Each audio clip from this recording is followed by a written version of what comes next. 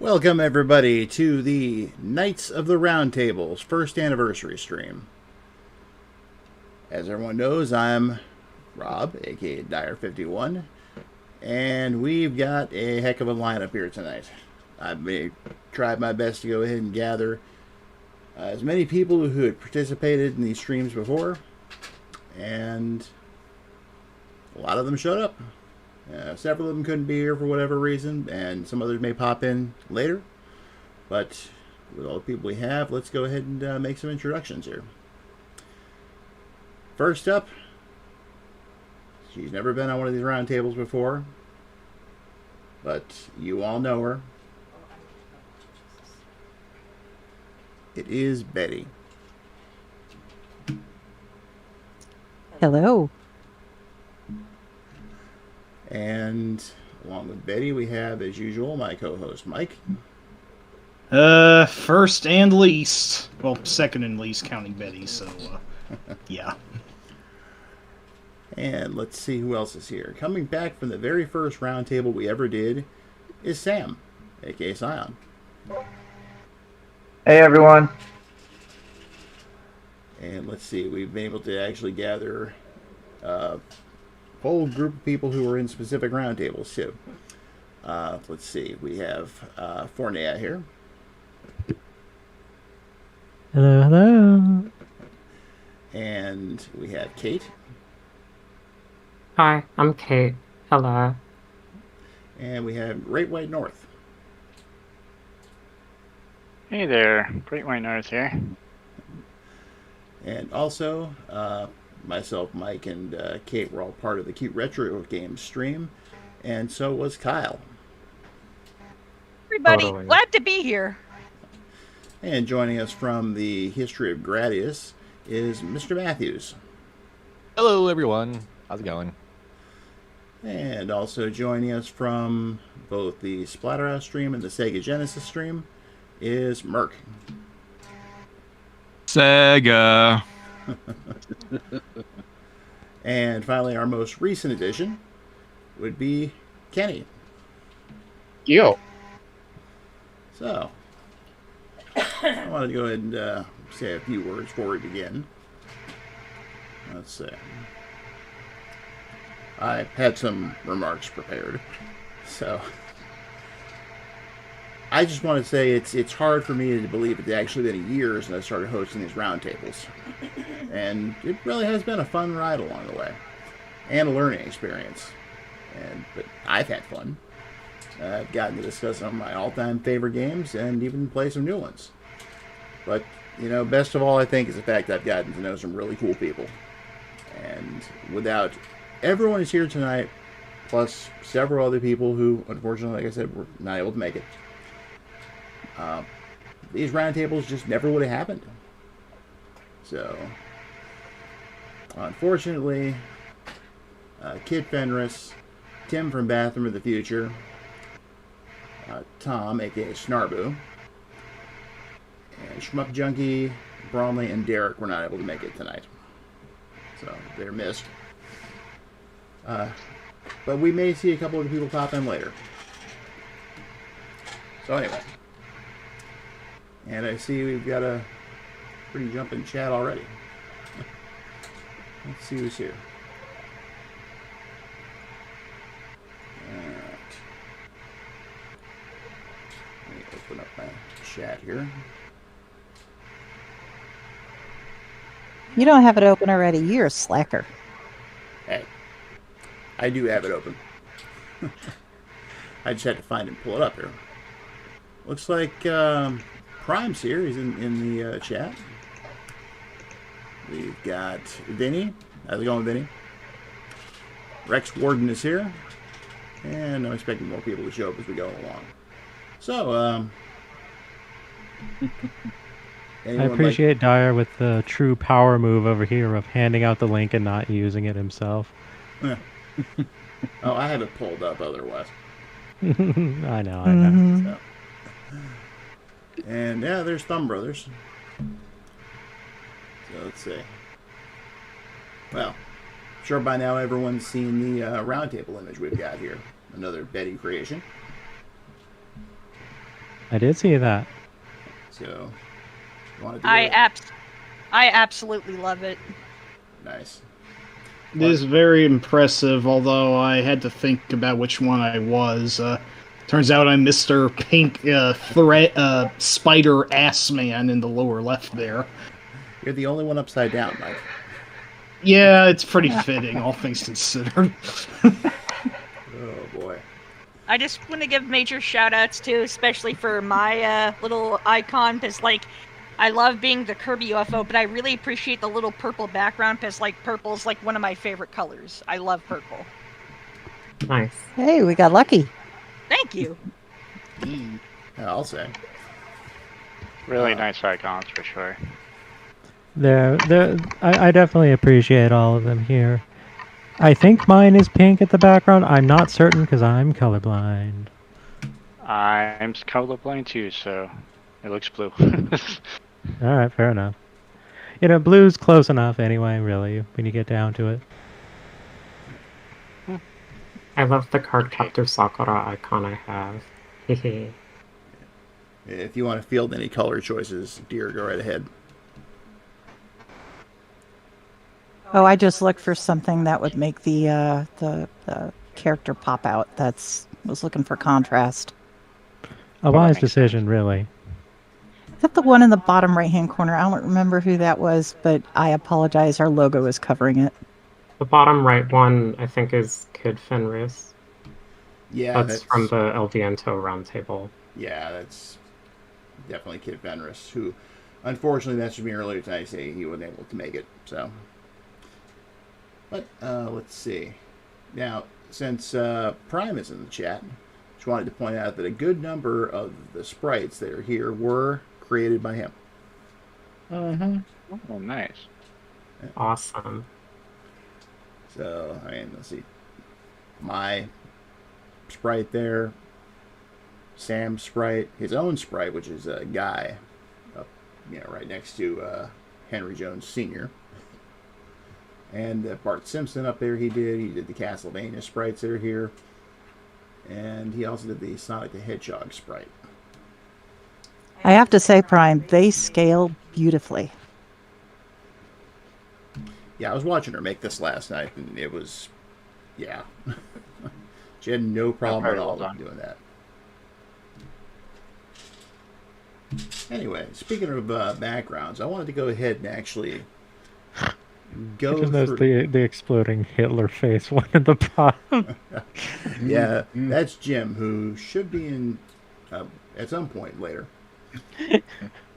Yeah, that's a family crest worth having. Hitler's exploding head. It really is.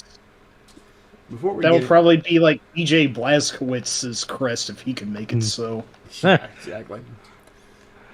So before we actually get into what we're going to discuss here, I wanted to go through all the different backgrounds that Bette has made since the start, a year ago.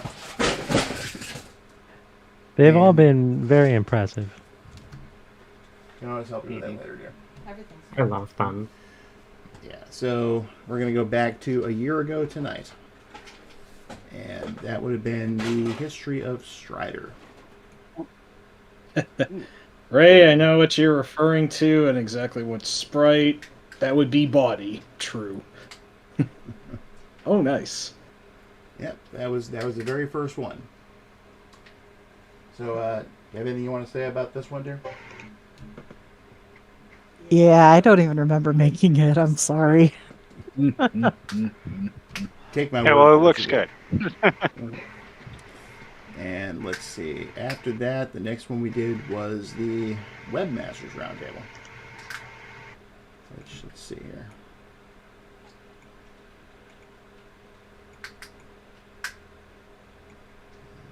What's going on here? But there we go. Cue dead air. There we go. Yeah, I was just like, uh-oh. Is that just me? I thought everything froze for a second too. Here we go. There we go. I had to let go of the button to go ahead and actually move the image. Fair. That one's awesome. I like how she did the whole thing with the code in the back. That was really That's fun really to cool. doing the code. I had like so many layers. Nice. It's all the same code, by the way. And let's see here. Is that the haunted castle sprite that Kurt was using? No, that's actually one of Prime's custom sprites. Oh, very nice. That's awesome. Pretty cool. Also, shout out to Kurt for being basically an excellent boss. Mm-hmm. Yeah. Yeah. And he's an all-around cool guy, too, so. Yeah. You know, I'm browsing all these HTML tags, and I don't see some of everyone's favorite tags, such as the marquee or the blank tab. You know, the classics, the classic HTMLs. Oh heck no. I took this. I snagged the code off of I don't remember. Hold on. The West Mansion website. Rob was busy updating it, and I was just like, let me copy that code. And then I played with it, and I used different fonts, and yeah. And Rob does basic HTML, so none of the fun stuff. What can I say? I'm Web 1.0. All right, let's see what the next one is here. Better than It Web works, it works. 3.0. Yeah. Definitely. All right, next one up was the NES Roundtable. There it is. So, what do you have to say about this one, dear? Nice. There it is. Oh, there it is. Well, it's a round table. It's also got that linoleum from my grandmother's house, which is, I thought, old enough. Oh, It worked. I'll say that. That's not a slam. I found it very comforting to do. Oh, okay. Well, that's good. All right, let's see. Yeah. I do like the avatars being in the chairs. I really do like that too, actually. Yeah. This that was the first Love roundtable my that I team saw that- as an audience member. Yeah. Oh, you did? Yeah, this is the first one I watched too. Oh, hey, is that Ray VGM who's in the chat? It is, yes. Oh, nice to see you. Kurt may pop in, he may not. It's hard to say right now, but he knows about this and he's got access, so. So let's see here. Next up would be the TurboGrafx Roundtable, which I call Turbo Time. All right. Not the turbo tunnel. No, I'm not a fan of Battletoads, by the way. Oh no, that's what I would do. Yeah. I enjoy the soundtrack of Battletoads, and that's about it. Yeah. Yeah, you can usually You're not can't- alone in that. You usually can't go wrong with David Wise, even though many of the games he has made music for have went wrong in their own way. So, Yeah. but that's not his fault.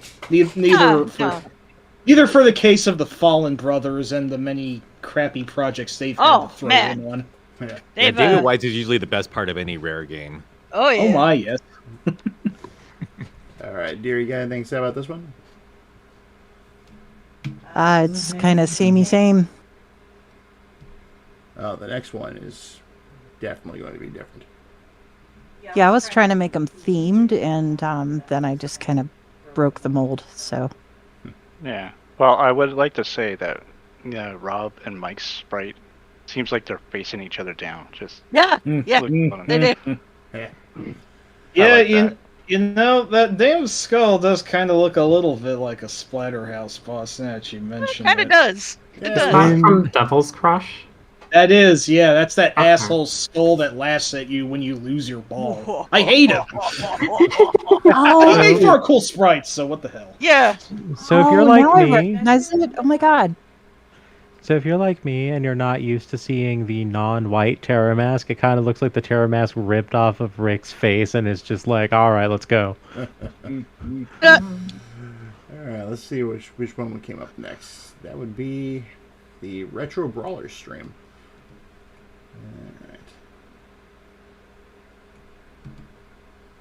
All right, there it is. Should pop up in a second.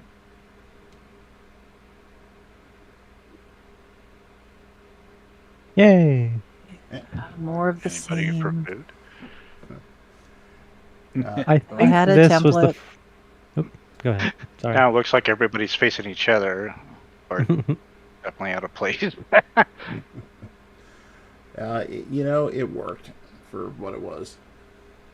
It's great. I love it. Yeah, I think this was the first one that I saw. I remember Rue very specifically. Yay. And I picked the dude from Growl simply because he looked like Indiana Jones. Mm. Yeah, let's see which one was next. You're not predictable at all, dear. Oh no, not in the slightest. All right, He's so predictable that he's looped back around to being unpredictable. It's like a buffer overflow integer, whatever the hell thing. Yeah, that's one way to put it, Mike. Yeah. I thought you were going to say so predictably loops right back around to being Geese Howard. I wish, but Oh. I don't think Dyer's played any game with Geese in it. He's only played King of Fighters 98 so far, and not the enhanced version that put Geese in there. So Oh, hey, this looks familiar. Yeah. So, Yeah. Oh my gosh. Oh my gosh. I am Babby. And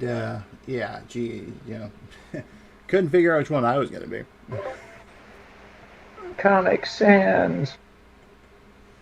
Yep, but that's going to change soon. So let's Well, Comic Sans is a cute font, and these are games that were gaggingly cute, so there you go. guess that's Comic makes sense. Sans is underrated. Let's see. I That was do my like the first little animation, graphic by the that- way. It was such a nightmare. Yeah. Oh, I really liked the little Opa. Like, that was something that actively caught my attention. It's adorable. I think I mentioned it in the chat when I saw this. The hope is great.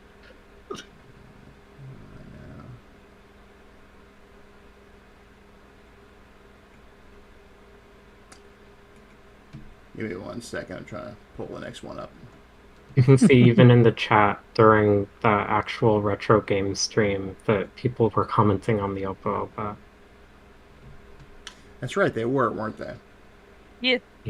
And Volume 2 just ended up being the same thing with Volume 2 added. Which I'm more than happy with, because I just love how everybody looks on this this round table. It's all just super cute. Like, I really love it. Like, everyone looks adorable. And of course, I have to go with my motif once again of UFOs. I have a Totally. thing That's for right. I have a thing for UFOs. Cool. Hey, I think this one qualifies as if it ain't broke. Yeah, Yep. exactly. Yep, and it's about to get a bit more complex, I guess you could say. Oh yeah. Yeah, this took the basic template she'd been using, and she just really added so much cool stuff to it. Yep, Lots of this little one's details in very this one. familiar. Oh yeah, Very. I think this was the first 5-person roundtable. yeah, and to date, I'm pretty sure the only 5-person roundtable. It's the 5-person round table in that it's 4 other bozos and Rob. Because he don't know much about RPGs. Well, I had That's to why be. he's the DM. I really liked Exactly. him having the DM screen. I really like that touch. It's cute. Very nice. As someone who does play tabletop regularly, I saw that and I was like, Yes. I felt It's the same way. someone who wasn't in this, but I just have to comment. As the resident mother nerd, I really appreciate the Mother 1 background as the map, and I really appreciate Mike as Mr. Saturn. That's just... Yes, exactly. Thank you. Oh my goodness. Thank you. The level detail on the castle gate thing, you actually see Diane Betty's icon in the center. A nice touch. Yeah, I love Yep. that. Easter egg. Yep. Let's see. Let me see. Yeah, this was a really strong one. And Also, I picked the one sprite of Mess with Them from Saga Frontier Remaster that looks like a god hand pose. Yay. Good choice. yep. And since we got the same crew back together for part 2, not much was changed. Wow. The revenge. The revenge, as opposed to Volume 2. Oh, good. We get to have a confusing sequel lineage. Excellent. Hey, you know, Right. I liked it though. And if you notice what the revenge bit actually is from, right? Yeah, I'm Bubble waiting for Dragon? the. Go ahead. I was gonna say I'm waiting for the third, round of this where you call it Sacred Stones. You never know, it might happen. I thought you were going to call it the Electric Boogaloo. Now that would have been part 2. Oh. All right, let me see here. Yeah, Opa Opa flew in like a cockroach. That's funny. Okay. Yeah, we still have to give the Chronos series their due someday. Do you have a cricket soundboard? As a matter of fact, yes, that is one of the 6 default sounds on there. Where the hell was it? There we go. Thank you for cricketing yourself, Satanga. Oh yeah, no, I'm always glad to. Don't worry.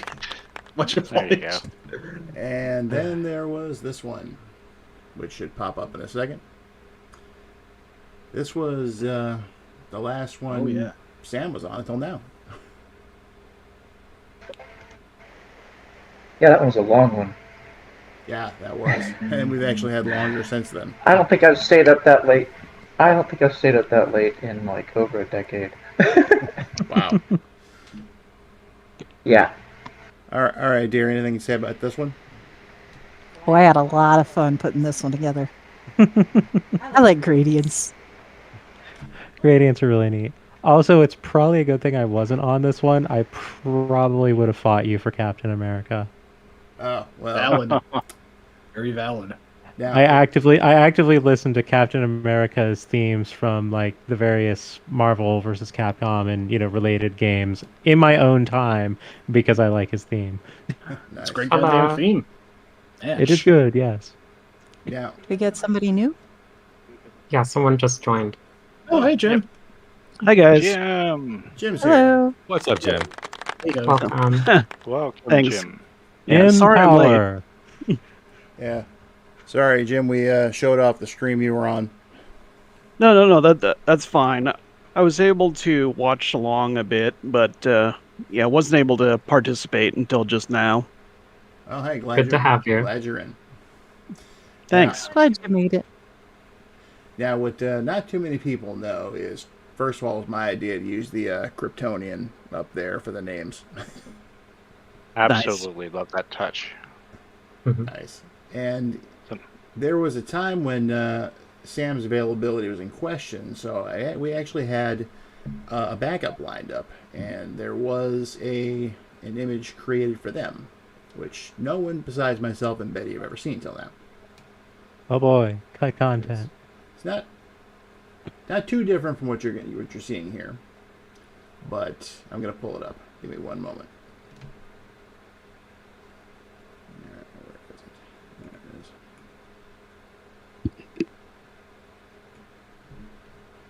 it is. Okay, it should pop up in a second.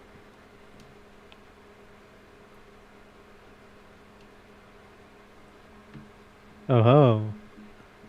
Yep. We were gonna have Bane. I see. So, Nice. but Sam was able to make it, so we went with the original plan.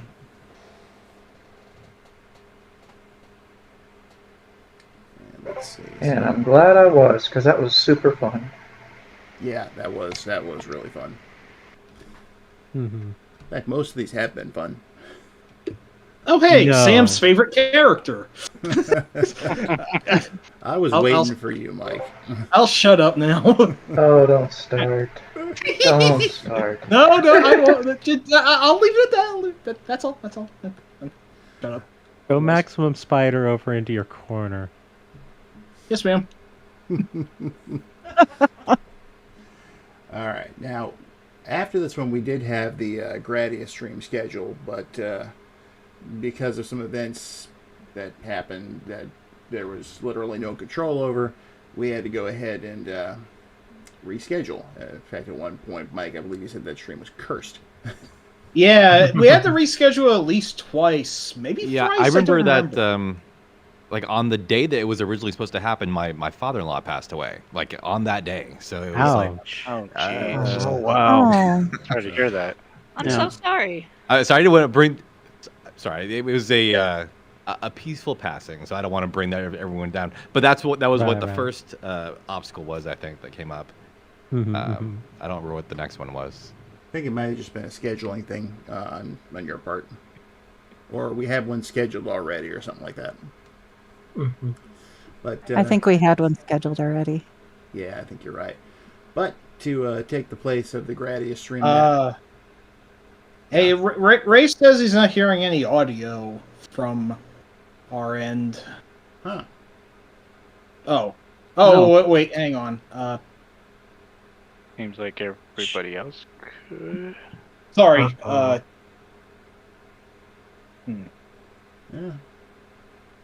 Okay, might just be a problem in Ray's end then. Yeah. Carry on. All right.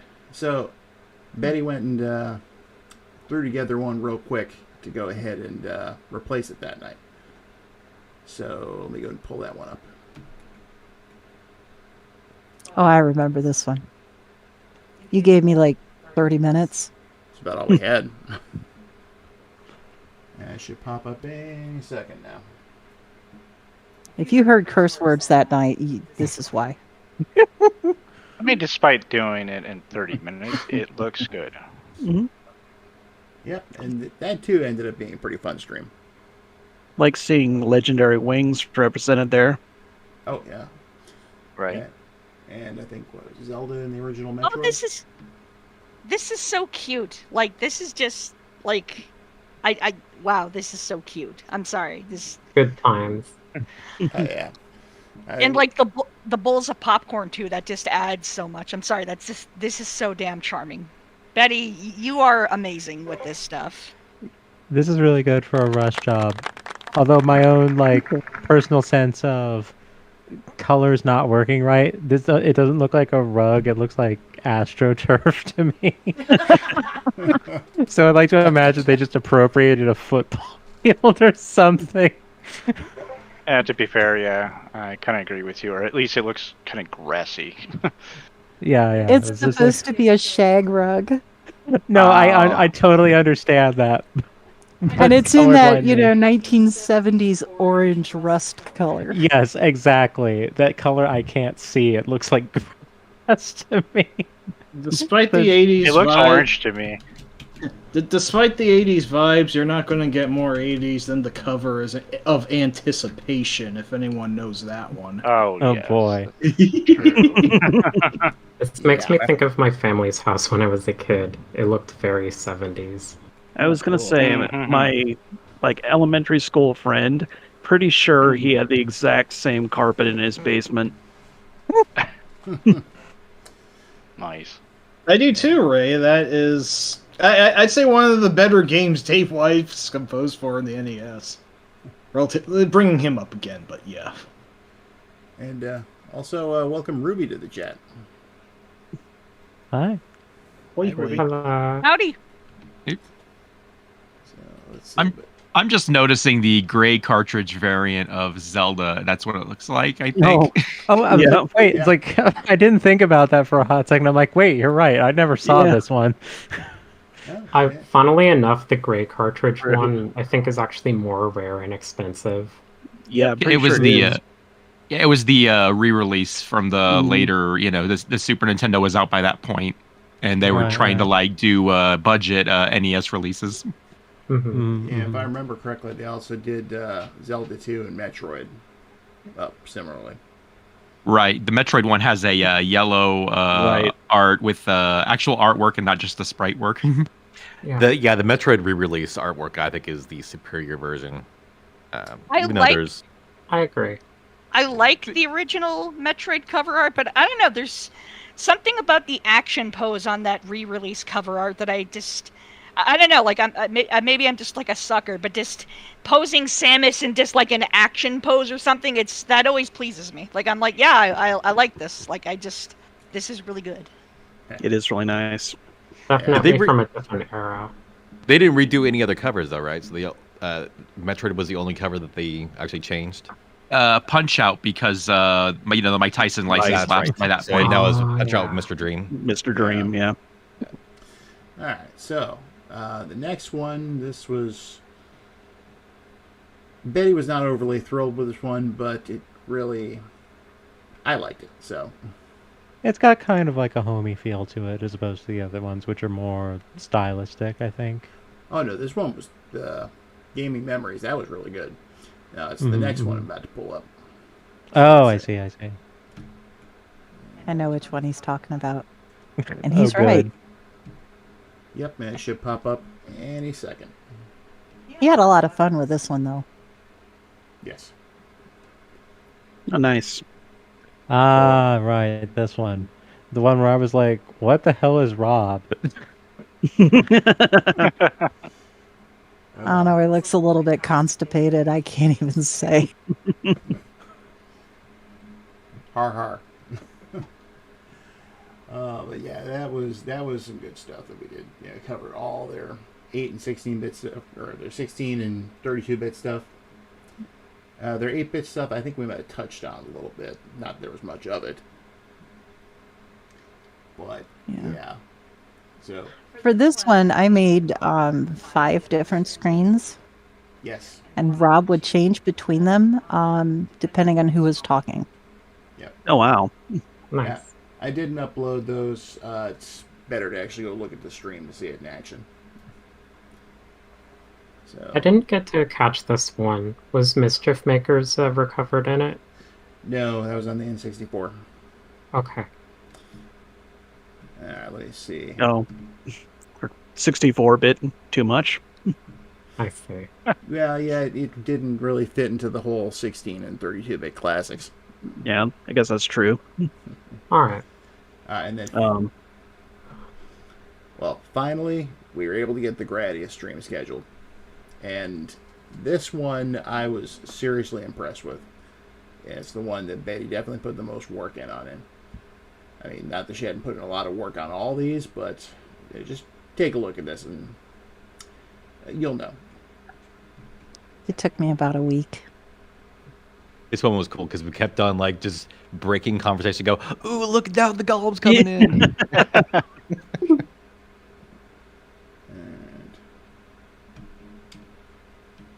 Insert cricket noises. Yeah, it's not showing up on my end for some reason, but Is it the curse? Thank you. Yeah. the curse. Are you changing it through OBS or something? Yeah. Okay. All right, let me see if I can work with it here. So I'm going to go silent for a minute. The Tango, was that you just looking for an excuse to break out the crickets on Rob? Oh my gosh. Yeah, thanks, Mike. Hey, I asked for crickets. Mike is having his revenge. The Gradius art may be amazing, and I will say yes, it is amazing. But I really love the personality of the treasure art. Like I just all the personals, like all the little personal screens. I love that, and just the way that names are written out, and like how each of the characters fits their monitor perfectly. Like that's my God, Betty. I agree. You're incredible. It's definitely really good. Yeah, my soft spot is for the ridiculous intro text from Alien Soldier just in the middle there of it the is. whole thing. Yes. There we go. Oh yeah, this one I remember. This one, yeah. Yeah, this was well done. Yeah, I My got. head. You know, if we had more, I guess. What were we lacking here? Was just the file was too big? It kept crashing on me. I did this in GIMP, Oh wow. and that was not easy. Photoshop does a much better job and I've subscribed to it now. So if I go to make another animation, it'll be a lot easier to do. But yeah, I had to move every single one of those frames individually by hand and save it out as a JPEG, and then I had to stack the JPEGs and make a GIF, and it was just a nightmare. Oh boy. Yeah, and I got to watch most of that as it happened. So let me go ahead and jump on to the next one now, which this was one that I deliberately timed because there was a certain movie coming out. Ah, All right. I know which one. Mm-hmm. I have a guess. Yeah. And that should be... Oh, yes. Yeah, I see Brandon's here. Thank you, Brandon. I may have gotten this correct. I know. Can you believe it? Yeah. The problem was finding a fourth person to talk indie games. As you can see, there wasn't any. So. I think this was the one that, like, afterwards, it was like, oh, y'all should have had me on here. I could talk about, like, the one on the Atari. Yeah, which is where Mike's avatar came from in this. Yeah, I was going to say I like Mike rocking that Atari sprite. Amazing. Yeah, it's I always mistook that quote unquote thief as being Major Tote, but that is somehow not the case, and I don't know why, so whatever. Yeah, it's I forget exactly what character is, but it was something created especially for the game by Howard Scott Warshaw. Yeah. He didn't want to use Nazis. Yeah, well. Ah, okay. That's understandable. Yeah, I don't blame the guy, but they kind of were the villains of the movie, but yeah, it's neither here nor there. Anything you want to say about this one, dear? Well, you and I kind of got in a little bit of an argument over how to do the heading on it. But I think it came out. Yeah, it works. And getting that yellow right, I mean, oh my gosh. Yeah. I just like that the stream was absolutely justified because Dial turned out to be a great movie. So it wasn't just a big grand ballyhoo about something that ended up being a disappointing wreck. It was actually well justified. So yeah, it was definitely a very good indie movie. I still need to see it. Same here. It's good. I've seen it 3 times so far, so. Take me to your next viewing. If anyone's in doubt, in my opinion, it's better than Temple of Doom, so. Yeah, I actually have to agree with that. Close. I'm very partial to Temple of Doom. That's an interesting take. Yeah, I think Temple of Doom, of course I love them all, but I love Temple of Doom. That was the one I probably watched most of as a kid. Same That here. was the only one I saw for a long time. Then I saw Last Crusade, and I didn't see Raiders until I was like 25 or something. Oh wow. Yeah, I want to say I think I saw Temple of Doom the most, and I tried to rewatch it recently. That's kind of a rough watch, in a modern lens, I guess. Yeah, that's why I say can definitely Dial see is that. better. Mm-hmm. Because I'm just like that. Yeah. All right. You know, the one that's coming next was the big one. It's the one that everyone was waiting for me to do. Now, let's hope I don't have any problems like I did with the Gradius one. So, give me one moment. All right. I got your crickets ready. It's gonna be.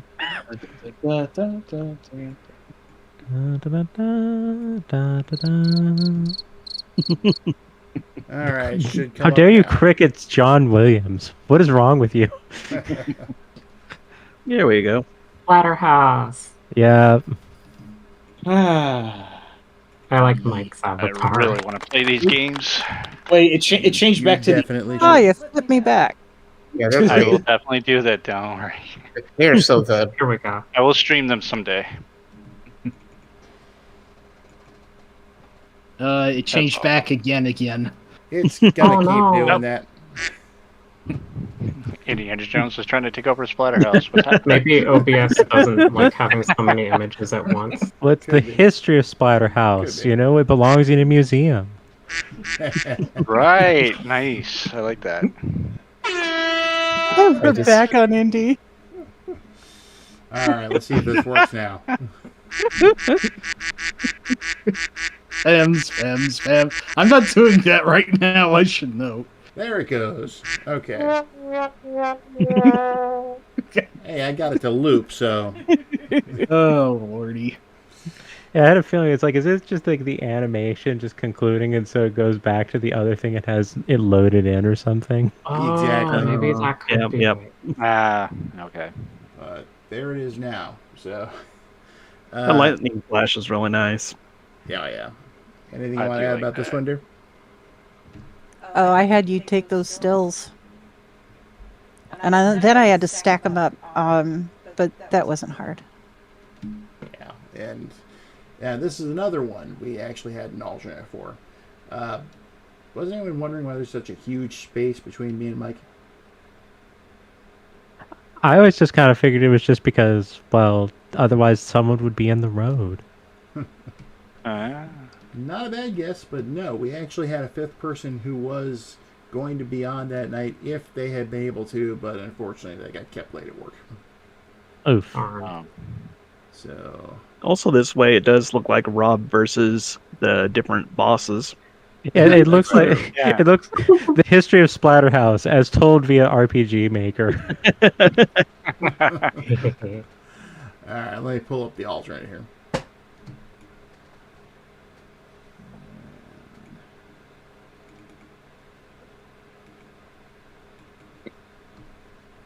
There it is.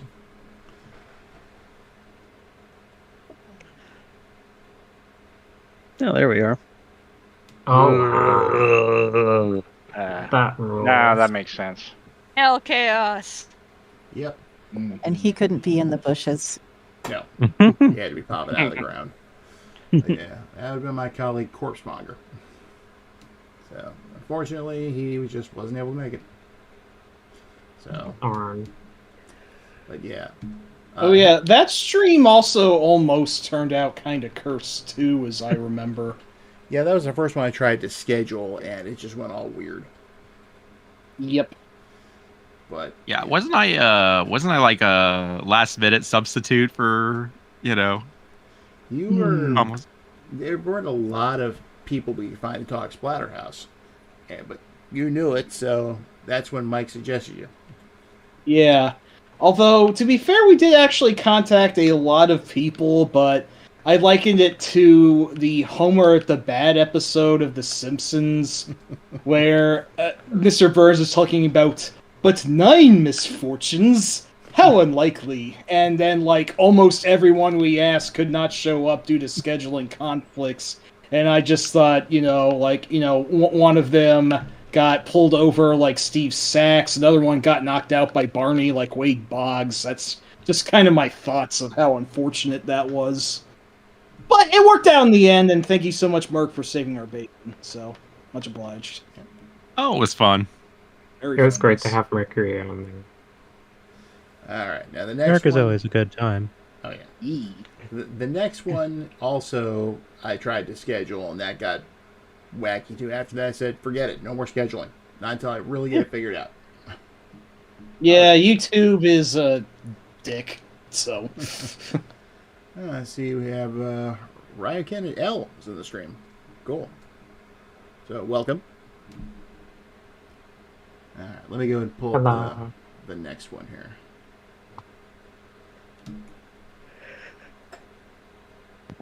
Yeah, see, when Rob goes really quiet, he's either busy doing something or he's busy panicking. Oh, yes. Oh my gosh. This has not been a panic night, though, so no worries there.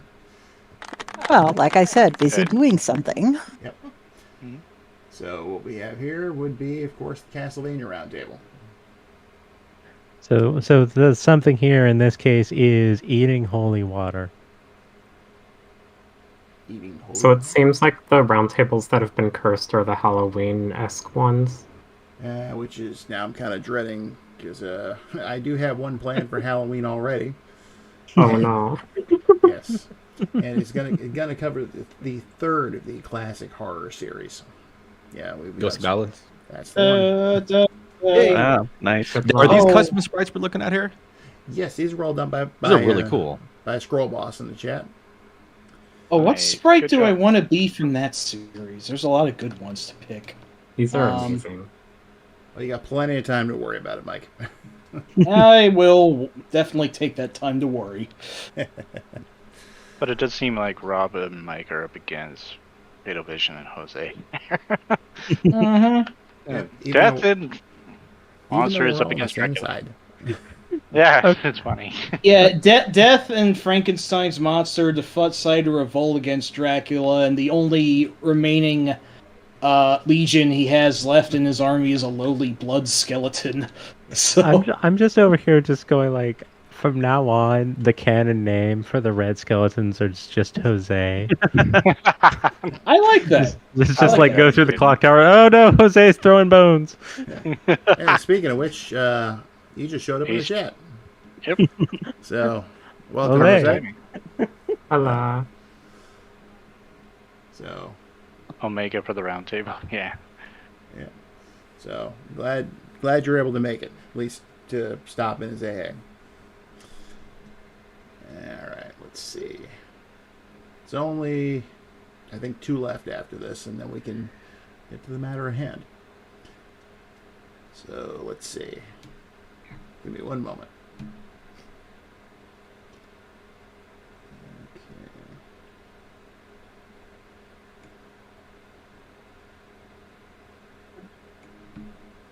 This one should look pretty familiar. Isn't this the Sunset Riders font now that I think about it? Oh my gosh! Oh my gosh! Oh my gosh! El Viento. Yes. I love El Viento. Oh my gosh, it's so I good. still want to try it because of this particular round table. I was the bad guy. Yeah. I was Ernest Evans because, well, you should know why by now. Oh boy! Did you ever check out the musical thing that I linked you about that? I want to say You mean I did. You mean a question of character on it? Yes. Yes. Yes. Ernest earns Norm's most dubious honor yet, but I won't spoil it for those who haven't seen it. Yeah, that's a fun video. It really is. Nice. And Annette tries, but damn, she can't drive. Well, dear, you have anything you want to say about this one?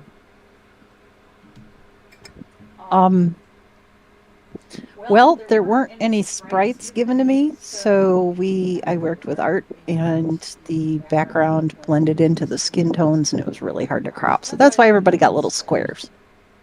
Wise decision. Yeah, not like there was a lot of sprites to use. Yeah, I mean, there was a few. Yeah.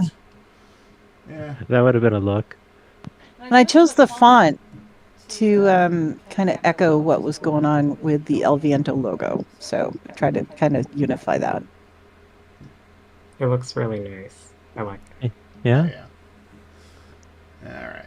Last Also, one. I think this was the first roundtable where we actually had like supplemental images from the games that we were talking about appeared during the roundtable, so that was neat. Yes, and that was 100% Betty's idea. It's a good idea. Yeah, I used to get so mad. I'd watch these things, and you guys would be talking about something interesting in a game, and I'm just like pulling up my phone and going to Google, like, what are they talking about? I don't even know. Sorry, dear. This sounds really cool. What the hell are you talking about? I've done that a few times. I took all the screenshots that were used during the roundtable, by the way. Yes, this is true. Thank you for that. Sure thing. Yeah, very definitely. And if I remember right, you helped with the study sessions, too. Yeah, Yes. I did stream Ernest Evans and Annette Futatabi within a server on Discord like a couple times in order to like walk Rob and Mike through them, since those games can be kind of hard, and I don't think you two have actually finished them, so I wanted to show you at least. I tried to beat Ernest, but my skill is not enough. Yours is. It can be very brutal, so don't feel bad. Yeah, the fact that Ernest runs on European Amiga game, no invincibility health rules is extremely unhelpful. Yeah. That's just terrible. I think it's fun. Oh, it's definitely fun, but it's brutal. It is. Alright, so we got one more, which was the last one we did, the most recent. Give me 1 sec to pull that up.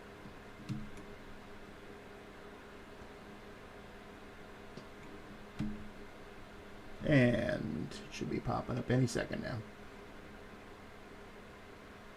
Yes, Brandon, Betty is here. Yes. Hey, Brandon. Mm-hmm.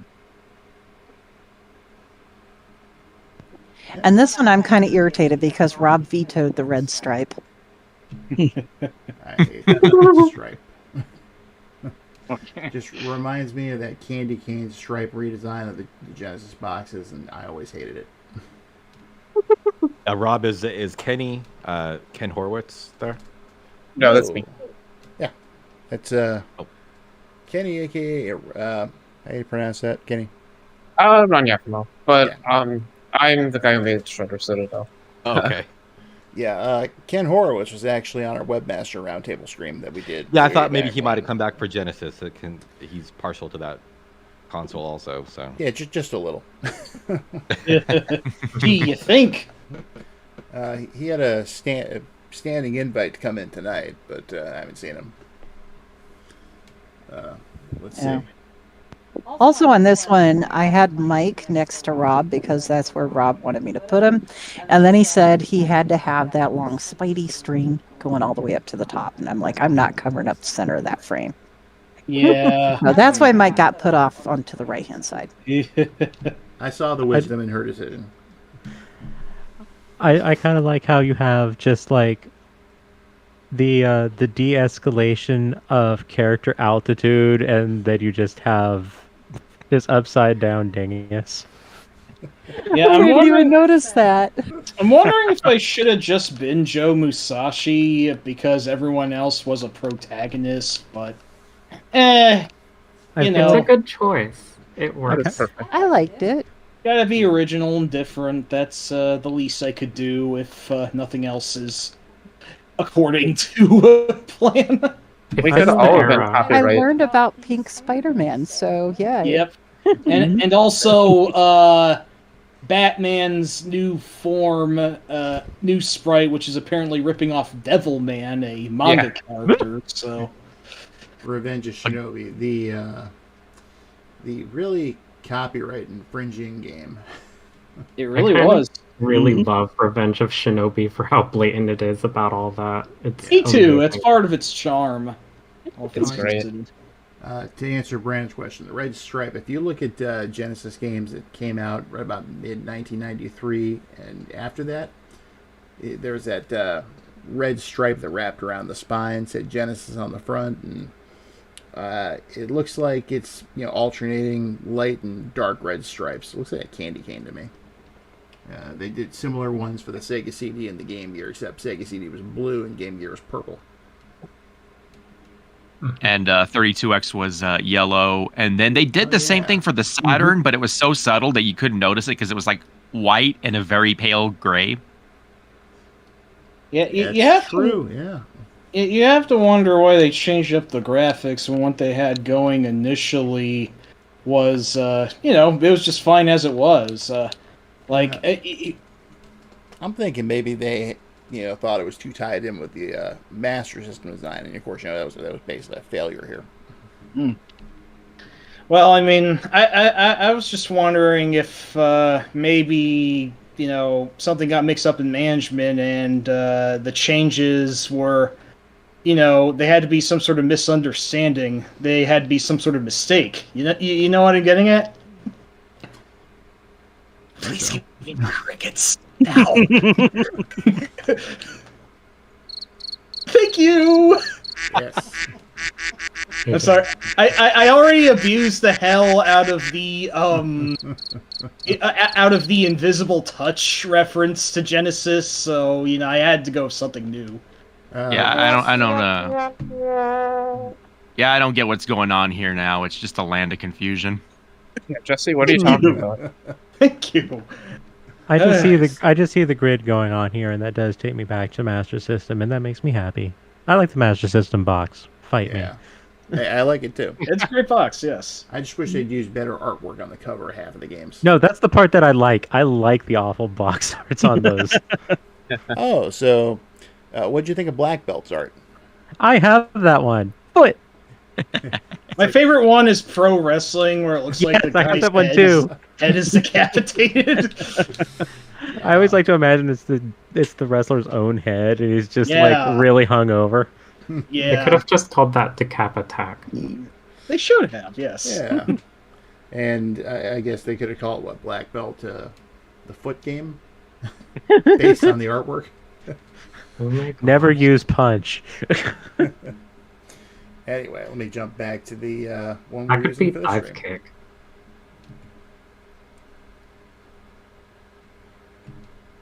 Sam's gonna have to be leaving shortly, so sorry we took up all your time with going through the backgrounds here, Sam.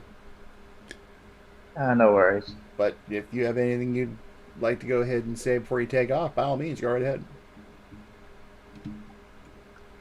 I have no idea where I'm at in this chat, to be perfectly honest. So, thanks for inviting me, and it was a blast to come out for the two streams that we did so far. But I hope y'all have a great night, and I gotta get going. All right, Sam. You too. Talk to you later. Right. Much obliged. Good evening. Thanks for Good coming night. by, Sam. Take care, sir. Have a good one, buddy. No worries. Take care. Cheers. All right. So we are back to the one that Betty created for tonight's stream. All comes around. Yep. Everyone who's here, spot your avatar. Well, I already know mine. Yep. I got mine. And see, Jim, I'm Sakura-chan. All his upside downiness. I'm assuming I get to be Big Viper this time, so. You're actually the same one you were in the stream, Jade Knight. Oh, is that what it is? Okay. Yeah. That's just as good. Yeah. Well, you got that green thing going on. So the green thing was why I picked that one, so. Yep. And it worked. But yeah, we get to you can see Jim's exploding Hitler head. Yep. Perfect. Yeah. So I forget, we didn't have a Capcom stream yet, did we? Oh I don't boy. think so. no, we have not, but it's on the list. I've Gotcha. heard rumblings of that coming soon. Cool. Well, we know what the title can't be now. Oh. What would that be? They made Knights of the Round. They did, yes. Oh. That is true. Okay. True. Yep. Hey, if anyone wants to use a sprite from that game, feel free. But no, we can't really use a lot from that. Ball bars. I always There's like a to few use other that. ones that could be used, so Yeah. for sure. Hey, Rob. Yes, sir. Brendan was asking about Booger Man. You want to show them? Oh no. I can do that. Hey, where's Mazin? Yeah, I know. right. Where's Mazin, right? Okay. This is something that Betty has put together, and I'm going to let her actually take point on this one. So, here it is. As soon as it pops up, dear, you're good. Oh, hey, Bruno did enter the chat and is now calling for Boogerman, so yes. Yeah. So I was thinking maybe we should, since it's an election year, we should put out some merch.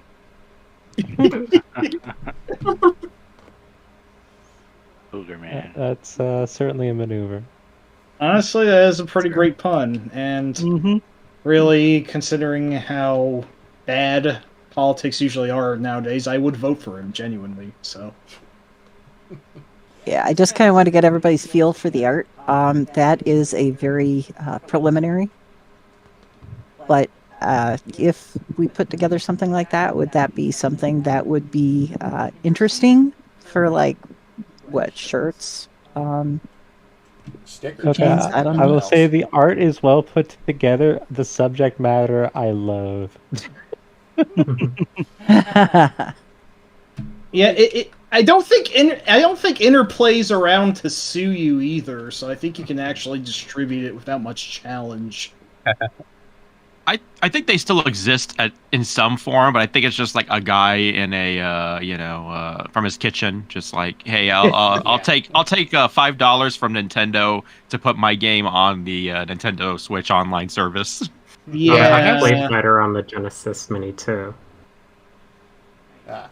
Now, Brandon, I just wanted to say that usually when I talk about politics or religion, I'm totally fine with discussing the Great Pumpkin. Great Pumpkin, yes. Especially if we ever do that. It's either going to be a Golden Age consoles or an Atari stream. And I will have to bring up Snoopy and the Red Baron because I love that game. It's a great game. It really is.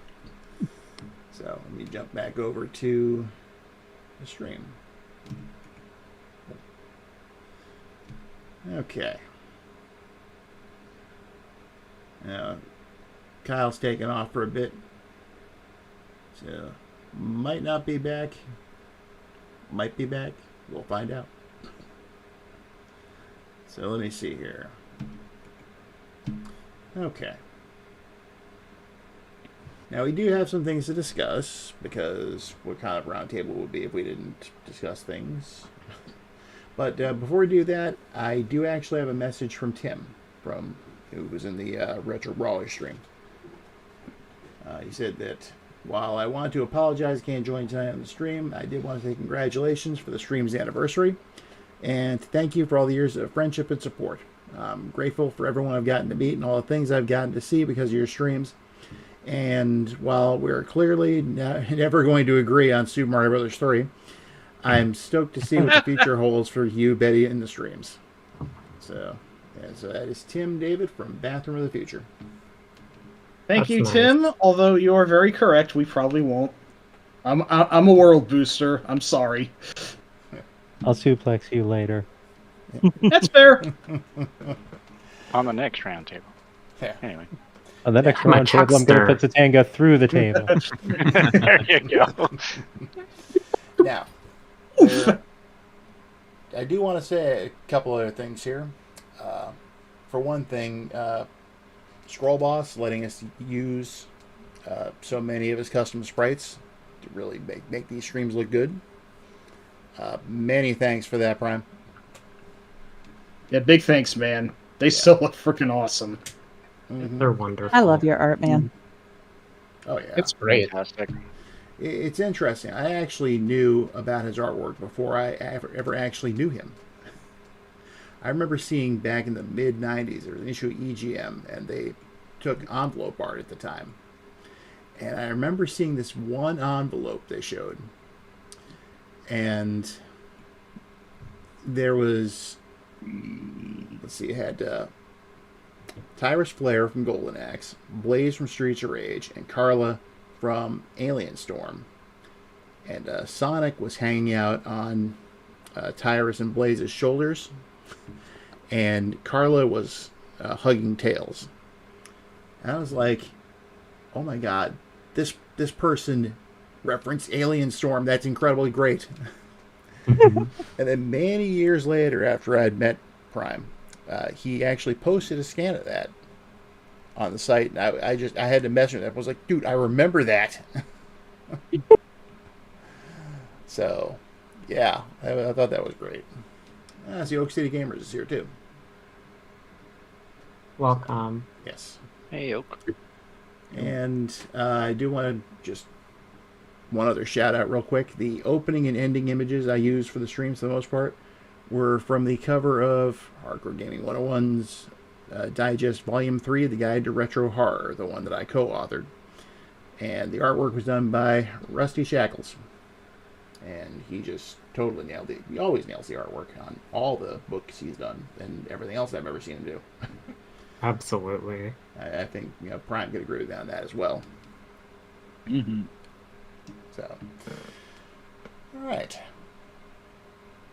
Now, we did put together a short list of about 6 questions, 6 things to discuss. So, I'm going to go in order that I see here. And so, just to go ahead and start, what were your, say, 5 favorite topics you discussed over the past year? We'll start with Jim.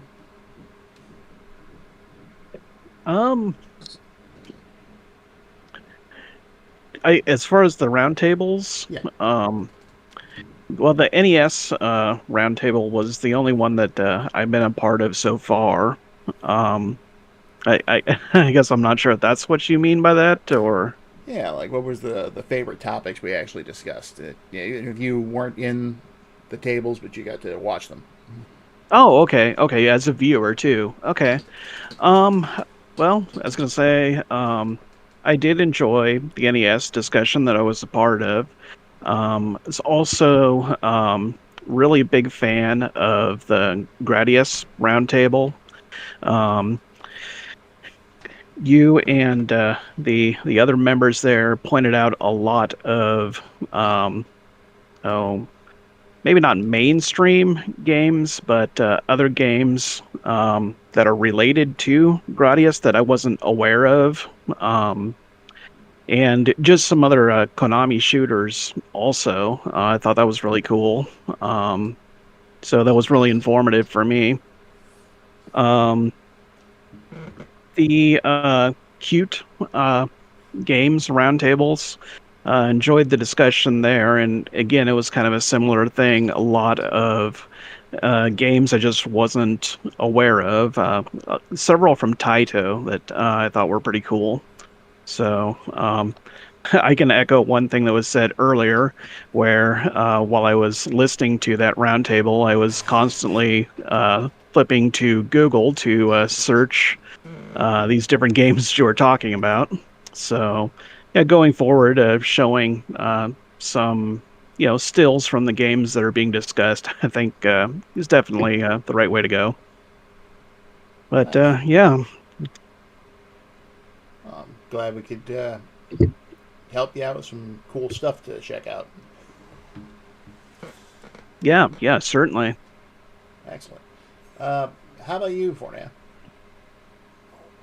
Well, I came in for the RPG show, and I'm just going to throw out that I'm playing Baldur's Gate 3 right now, so yes, I'm interested in that line of subject matter, and I don't think that's going to be changing. I was even asking earlier today, hey, in my own server, hey, does anyone know of any like top-down strategy RPGs in like the game in the vein of like Ogre Battle or FFT? Because I find myself with an itch to scratch. So, being able to get on with the RPG roundtable was definitely something I appreciated.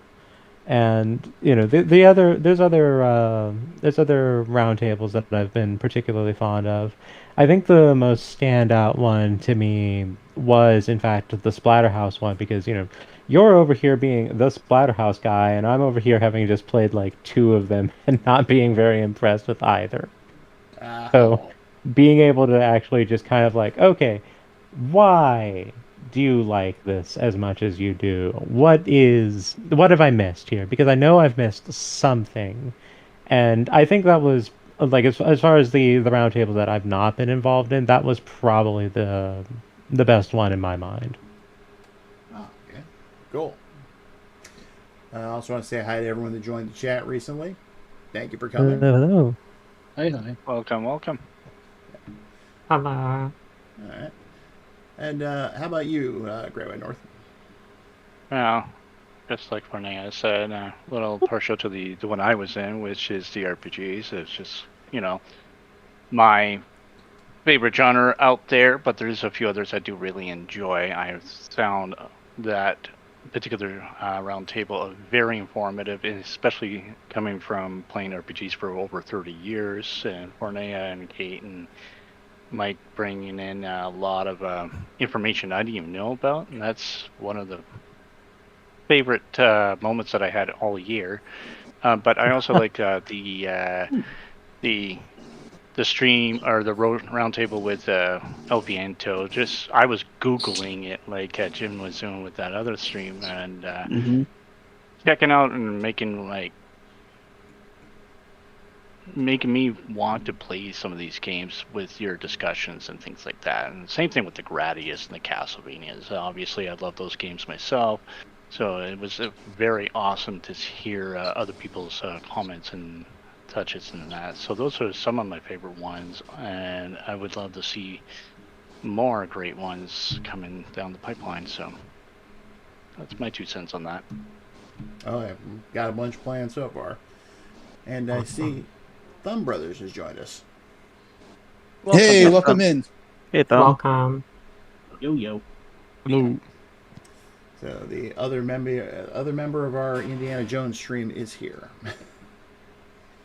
Yeah, it was a great roundtable. I had a blast. Nice. I'm glad you made it. So, indeed. Thank you for having me. Oh, one last thing about the whole RPG thing. My sprite is the Cecil number 5 on the top, so really enjoyed having that as my sprite for that particular roundtable as well. And you're right next to Thumb. Who, Yep. As I remarked last night, it looked like Sean Connery looking through a very small window. Kind of. I'm not gonna take the chance of doing a Sean Connery station, so I don't want to. All right, let's see. Kate, what were your favorite topics? So, I was on the El Viento roundtable, and since it was my idea to do that roundtable in the first place, I might be a bit biased, but I just recently discovered that trilogy and fell in love with it through both its strengths and flaws. It was really nice to be able to have a big discussion about that series as a whole. Beyond that, some other roundtables that I really liked a lot as an audience member, I really enjoyed the Splatterhouse one. That was a ton of fun to watch. The Gradius one was neat. I really liked the Turbo Time one, as someone who's recently become very interested in the TurboGrafx and PC Engine and their extended history. That's all you should be. Yeah, definitely. And I also have a soft spot for the NES Roundtable, since that was the first one that I ever watched myself. Mm-hmm. Nice. I joined kind of late in that one, but it was a lot of fun to watch. Glad you enjoyed them. Yeah, totally. How about you, Mark? Oh, I thought the I thought the Genesis one and the Splatterhouse one were all right. I mean, everyone was fine on there, but there was this one guy that kept talking about Japanese magazines and stuff, and he was kind of annoying. So I don't know if I can recommend those that too often. But get the heck out of here, you nerd!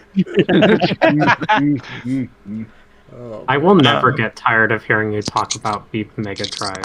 Just for the record. Like, it's genuinely interesting. Stop doing this. It's something that I think more people could stand to hear about, because it's something you really don't hear much about in the English-speaking gaming space. Yeah, but what does another country think about, like, the releases at the time that they happen? Like, over here, it's like, oh yeah, no one ever shuts up about Chrono Trigger. Can we hear of what, everyone was, going on about a lot over there? That's interesting to me. Hey, I was reading through the Super Famicom magazine, and Wild Guns was ranking higher than Chrono Trigger on a regular basis. So it should. As it should. Yeah. Holy shit! Wild Guns is great. I would definitely. It rolls. I'll put it this way: I've streamed Wild Guns. I haven't streamed Chrono Trigger. But anyway, like. I come into this these streams kind of late, and based on due to my schedule, I don't really I'm not able to catch them as often. So I've been doing backlog catching ups, and like the cute games, roundtables were great. I did check out a little bit of the retro RPG stuff. I need to revisit. I checked the second part because I only caught like the first half, and the NES one was all right. I like it's weird because it's like I think the NES, despite me being the Sega guy, the NES is probably my favorite console, but I feel like that well is dry as far as discussion goes, so it's something I don't really talk about. Yeah, it's one of the reasons I knocked that out early. Makes sense. So, how about you, Mr. M? Well, obviously, the Gradius one is my favorite one. I think I'm going to echo everyone else. We'll just pick the ones first that we were on. The Gradius series and the Proteus series, that was how Dyer and I originally kind of connected in various stream chats. So it was great to be invited on that. I learned a lot about the series, and got a bunch of games on my list that I need to eventually find a way to play and check out. But as far as like non-Gradius, I really like the Indiana Jones one because that was also not just about the games; it was also about the movies. And Thumb doesn't really, I don't really think that Thumb gets an opportunity to gush about movies that much. So it was great to hear him involved in that kind of conversation. And learning about the various Indiana Jones video games that I haven't played, like the Temple of Doom arcade. That stream got me pretty excited about that game. Yeah, I love that one. And then of course Castlevania. Outside of the Gradius series, Castlevania is probably my favorite video game series, other than Mega Man. So that one is a gimme. Nice. Kenny, how about you? Well, honestly, Murph, you talking on that stream was endlessly fascinating to me. I felt like I was just like excited the whole time. So like, don't feel bad about that. I was like so hyped on that. I had a lot of fun on that stream. I could blab about Streets of Rage for probably 40 minutes, probably double as long as we did on that stream. So that was fun. But you also covered a lot of topics that are dear to my heart. You know, obviously Strider. Beat 'em up, Sin, Treasure. I love Treasure so much, but Splatterhouse. You know, that's how I first found out about you. Of course, I love Splatterhouse, so that's a treat as well. But honestly, the NES Roundtable was also endlessly fascinating to me, like hearing stories about like game rentals and stuff, which is such a lost thing. Nowadays, like hearing old stories like that is really really cool. Nice. I'm all about telling stories when it comes to gaming. I can tell you that. Yeah. So that's awesome. Thumb, since you just came in, what would you say were your favorite topics? Well, I'll be a little bit to Joan. As Mr. M said, I do love movies a lot. Huge movie buff. The expert, but a movie buff. So, love. I could get it about movies, especially Jones. I always love those the James Bond movies too. And talk about movies like other licensed films are a big thing too. So I'm always passionate about those, but other topics that I don't want to leave it topics out, but of the whole fact that the real had it's just I don't think topic. I just love how sort of good you're a episodic list here. It'd be cool to just and if there's anyone missed, just catch up and just to discuss and whatnot. Because I see it it's like a really nice podcast. Well, thank you. Just to let you know, Thumb, that your voice was cutting out pretty bad there for most of what you just said. Oh, a bit humid right now. It's like I don't know if that's has anything to do with it. Good question. Yeah, hopefully it'll clear up. But let me go ahead and move on to Mike. Now, Mike, you have been my co-host now pretty much almost since the start. So, to everyone's detriment, yes. Oh my gosh. All right, Mike. You know what that means. Yes. Thank you. All right. Well, anyway, without thinking, I could say yes, that too.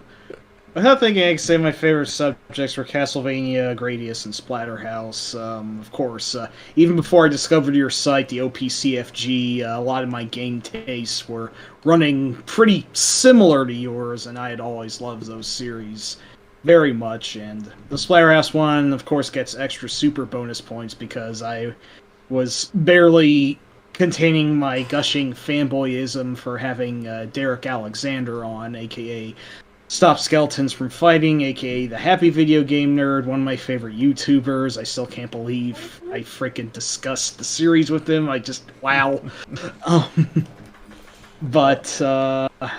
And if there are a couple others I really liked, one being Retro Brawlers, which is a subject that I can certainly talk about endlessly to the extent that I am kind of a snob on the subject.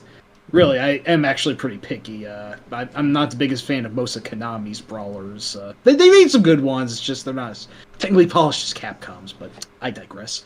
And I always love talking about the TurboGrafx as well, because I will forever claim it is the absolute most underrated video game console ever made, standing on the precipice between the third and the fourth generations. It was, and I think still is, something really unique, and I lament that it didn't really get to shine over in the West as much as it could have, but I'm glad we even got it anyway, which is more than can be said for the NEC PC games that we know very little, if nothing, about over here. That's a subject I've always wanted to explore more, but yeah, no, we've had just really a hell of a lot of good topics, and I have been honored to been bugging you every step of the way throughout them.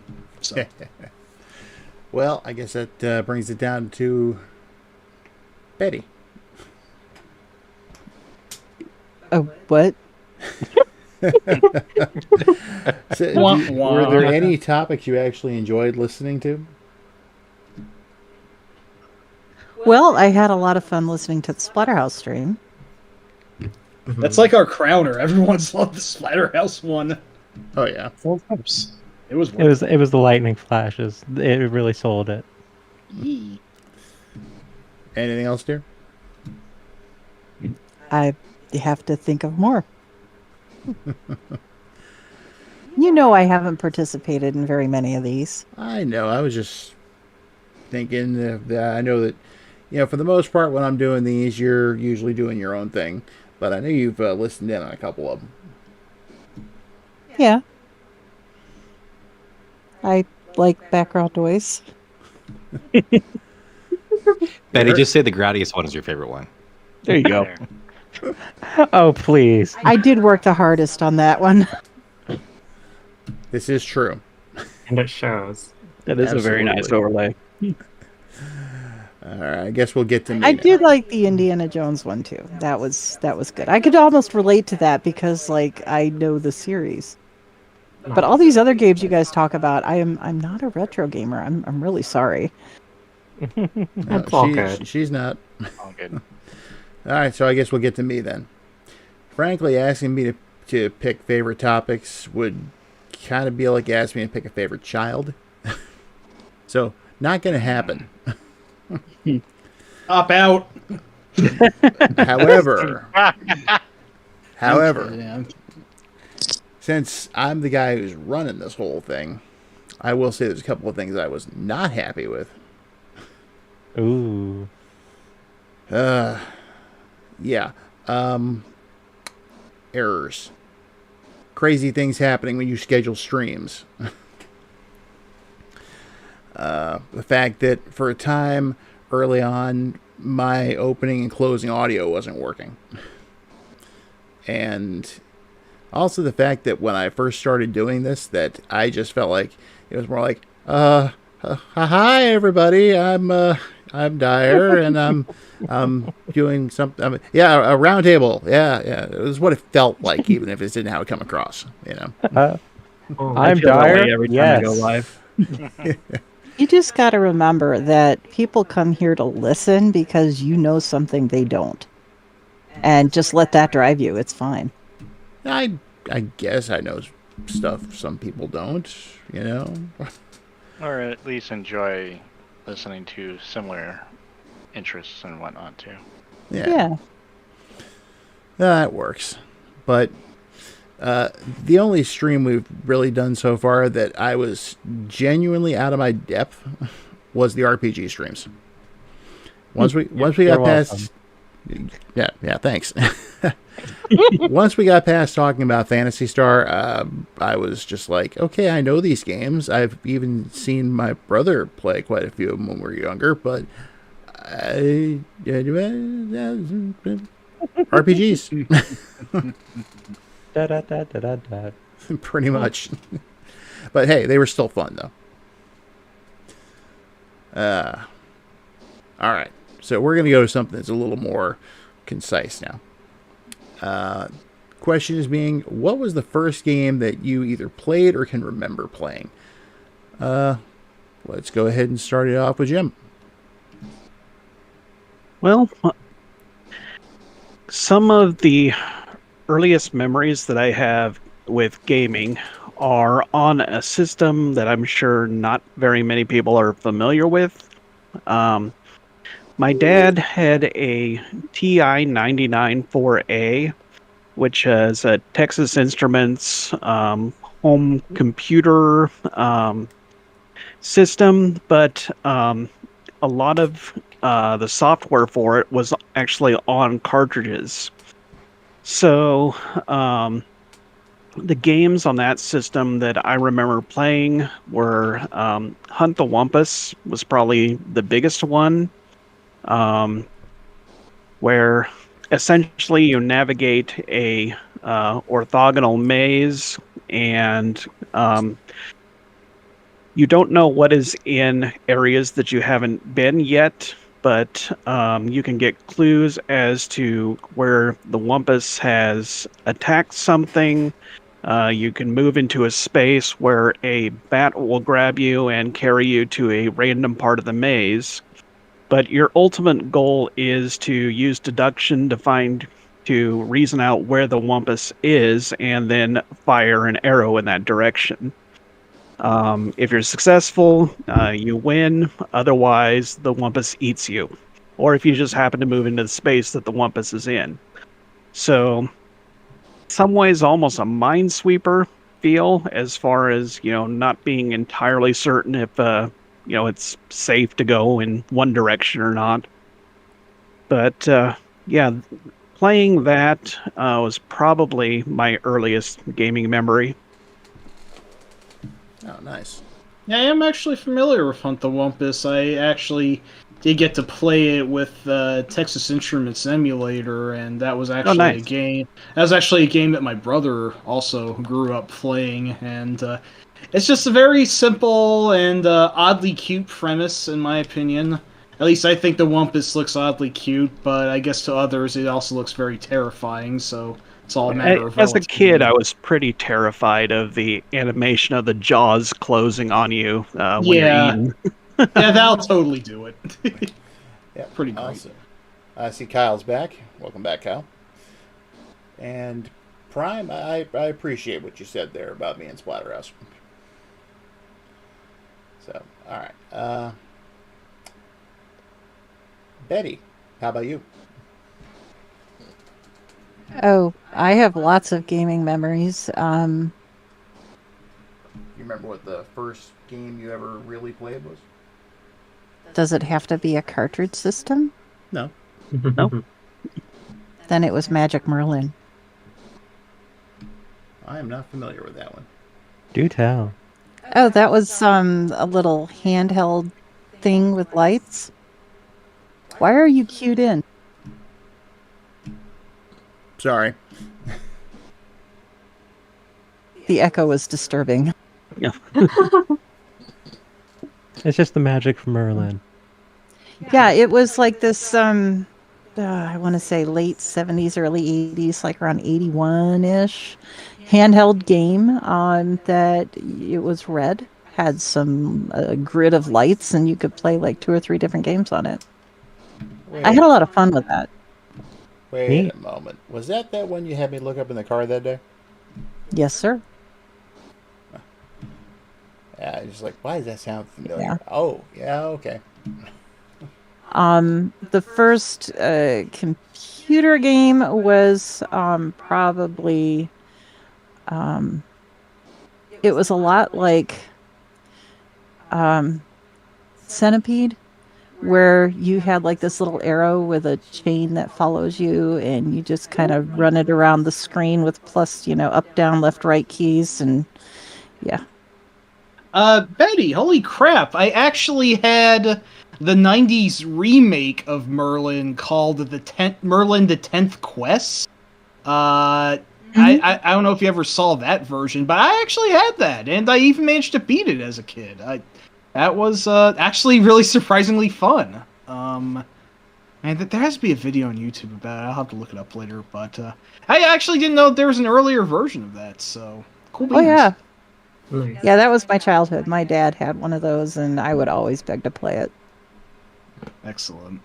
Oh, and there was, we had an Atari. I don't remember what kind, but there was this game you could play on it. Terrified the crap out of me.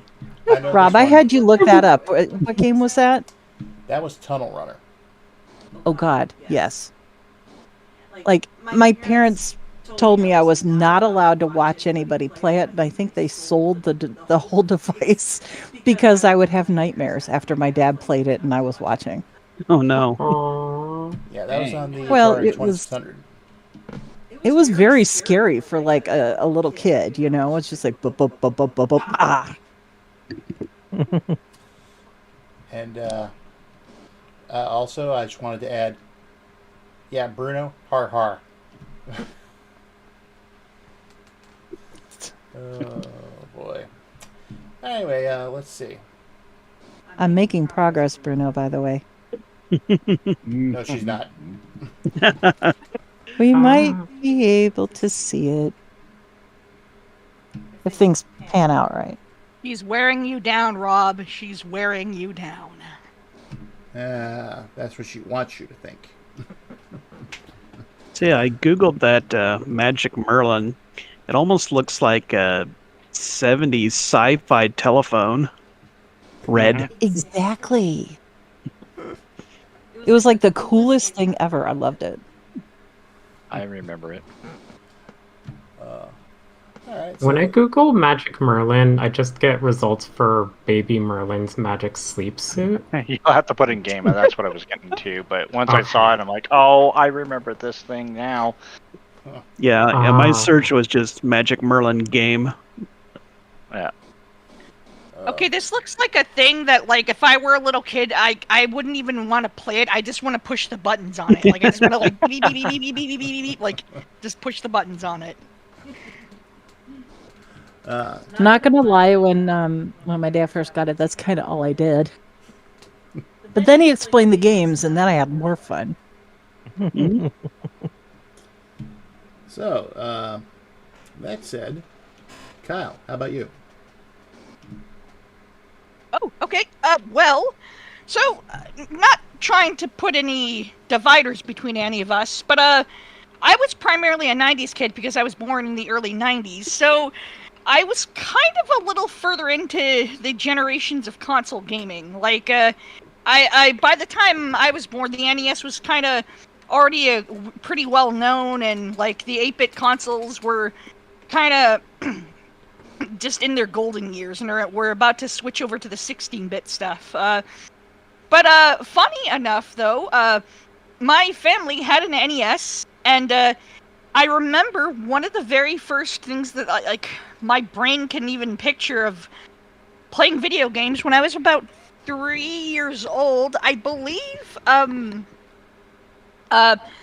my first specific memory that I can think of playing a video game would be playing the NES, playing the Duo cartridge of Super Mario Brothers and Duck Hunt on the NES. Like, we even had the zapper and everything, so it was all set up. And yeah, like, I remember just being like a little 3-year-old and playing Mario and just like trying to understand how to play it and playing Duck Hunt and actually being kind of scared of the music, like the title screen music, that do do do do do do do.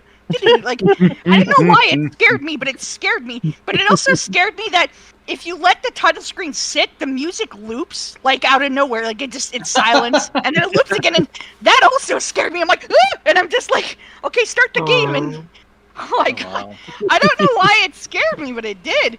But yeah, I remember just really liking Duck Hunt and Super Mario Brothers, and just, I'm still very, very much fond of both games. I particularly love with Duck Hunt the plate shooting game, the one where skeet shooting. Yeah, skeet shooting. I really love that. That one's really fun. And yeah, Super Mario Brothers, just one hell of a classic. I know that's probably a bog standard of like video games, but I don't know. It's I almost want to say it's the bog standard for a reason. It's just that damn good. But yeah, Super Mario Brothers and Duck Hunt. Nice. Yeah. Playing Mario 1 for the first time was definitely a pivotal moment for me. That was definitely a shared experience, I think, for a lot of people. Mm-hmm. So, how about you, Fornette? So, my first exposure to video games that I have cognizance of, because if you want to really, really do the deep dive, I first played video games before I actually had cognizance or memory. Like, we have an old photo from before I was a year old, and there I am, with a joystick in my hand. But the first game that I ever had cognizance of, and wasn't me playing it, it was me watching my father play it, was Ultima 3 Exodus, which, shock, RPG. But the oldest game that I can remember me playing, I think that one has to go to... It's a toss between the Master System version of Ys 1, which is called The Vanished Omens, or Golvelius. Both excellent. Either way, it's RPGs all the way down. All RPGs. Out of all the RPGs that ever existed, those are actually two of my favorites. It's like they're good or something. Yeah, especially Ys. Oh, yeah. Granted, that's not a good version of Ys, but... it was my intro to the series, so... One could do worse. Yeah. So yeah, I feel like those would probably be my entry points. I remember for anyone who's played Ys enough, I played it alongside my father, and there's a point in the game where, at least for the Master System version, where you have to touch these statues to teleport between two spots. We actually discovered that there was a spot where a monster will be between you and one of the statues. And so if you just hold up, you will go through you'll go through the monster at the side, so you go through it properly. And then you go through the statue, go back through the statue, and there it is again. So my father, in a creative moment for him back in those days, he took one of my broken crayons, got a rubber band, and just wrapped it around the up direction on the Master System controller, and just grinded, and just let it there and grinded us to max level in a matter of hours. Nice. So we just went and did other things. It reminds me of the Contra 3 trick, but we're getting ahead of myself. All right, so how about you, Greyway North? Well, let's see here. Kind of a 70s baby, so kind of grew up with a few different consoles back then, but I guess my first real foray into video games would be the Atari. The very first game I can remember, and what a doozy, especially when you're colorblind and you didn't know it at the time, is the Superman game. You're going through different screens, and each screen is a different color, but I couldn't tell where I was going half the time. It was quite a weird experience, but I enjoyed it nonetheless. And I kept wanting to play more and more, so I kept playing different Atari games and all that. Wasn't my first actual owned console, but that would have been the NES down the road. But it was really my first real experience with video games. It just sparked my interest in this instead of just watching media or like watching movies and things like that, and just wanted to keep playing different Atari games like Asteroids and all that, and I really enjoyed that experience. And then whenever I got the NES, oh boy, that was a whole different thing, but I'll get into that with one of our other questions afterwards. But that was my first real game, was the Superman game. I had no idea what I was doing, but it was having a blast. So, you know, I've actually talked about that one with Scroll Boss before, and we're in agreement that that game actually handled Superman better than a lot of the games came after it. Agreed. I agree with you. After playing it years later again, and I'm like, I still don't know what I'm doing because it's hard to tell some of the colors, but it was a lot of fun. Considering the limited controls they had to work with, that they actually fit everything they could into the game is nothing short of amazing. That's true. Yeah. So, all right, Kate, how about you? So I'm not really sure, since kind of like Fornea, I grew up with a family that already played video games, so I've had access to multiple games and platforms since before I could talk. I don't know if it was an NES game or a ColecoVision game or Atari or something else. This is probably not the first, but I'll go ahead and say Montezuma's Revenge for the ColecoVision. Oh wow, I have that. Oh, I remember that too.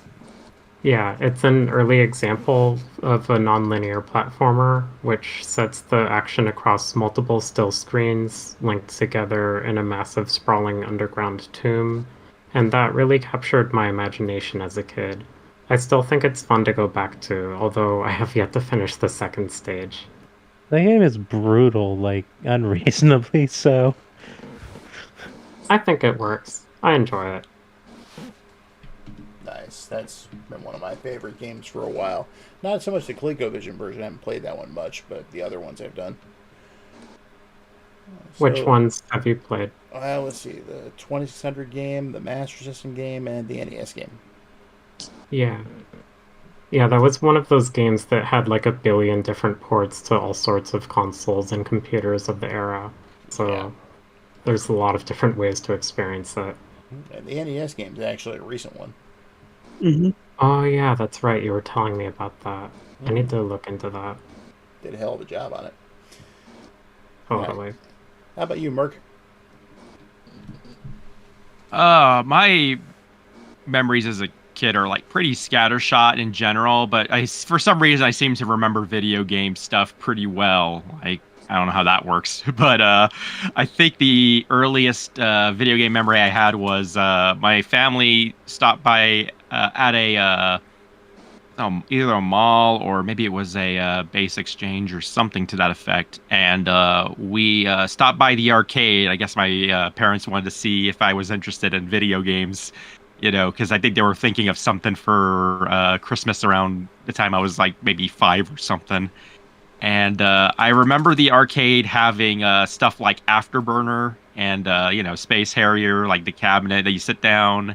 And, you know, and then there was like, you know, your usual stuff like a Pac-Man machine or whatever. So I remember like, it's kind of why I'm a little obsessive about like Sega and Namco stuff because of that experience. But my like very first like game that I could think of that I actually like played was when I finally got for Christmas an NES.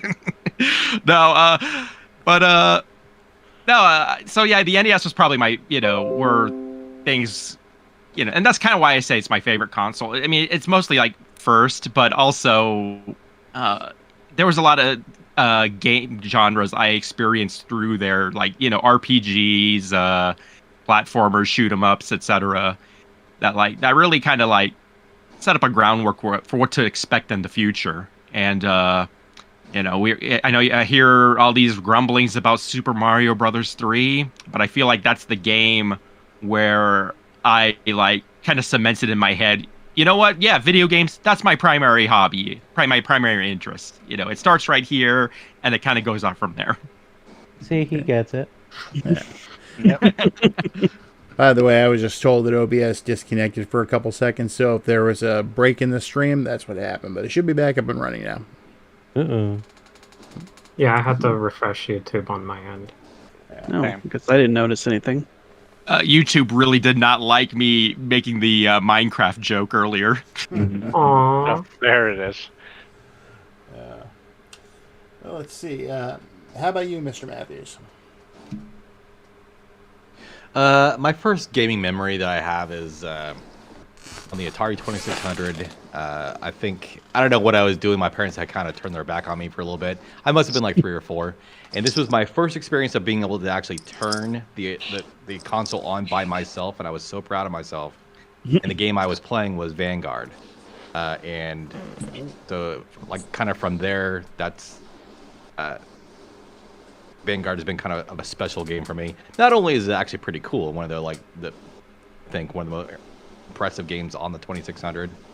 It does have that distinct memory of being the first video game I was able to actually get to run on my own. So there you go. Nice. How about you, Kenny? I am the second youngest of 5 other siblings. So when I was born, they already had a Sega Genesis. I presume for a few years. My parents always told me that I started playing games when I was like 2 years old. It was on the Genesis, so I don't know exactly which game it would have been. I always like to say it was probably Sonic 1 or 2. I know for sure it wasn't 3 because I have distinct memories of going with my mom to Toys R Us to getting it as like a very young kid. I would have been like super young. But it probably, I hope it wasn't something like Techno Cop. I really hope that was not my first one. But it probably was like Sonic 1 or 2 or Revenge of Shinobi or something. But I always like to say it just like because it sounds probably Sonic 1. Okay. Now I know Thumb was having problems with his mic before, so let's see if that's changed. If not, I'm gonna go ahead and read what he has to say. So go ahead, Thumb. Mic check. Testing 1, 2, 3. Sounds a lot better. Sounds good now. Okay. Yeah. Hopefully, it comes out okay. If it doesn't, you could read something I just typed up on the fly real quick. My first experience. My first experiences were the Commodore 64. I'm not that old though. My older brothers had it, and it was shared amongst the family. I just loved the whole floppy disk. There was something about putting in a little disk and then using BASIC.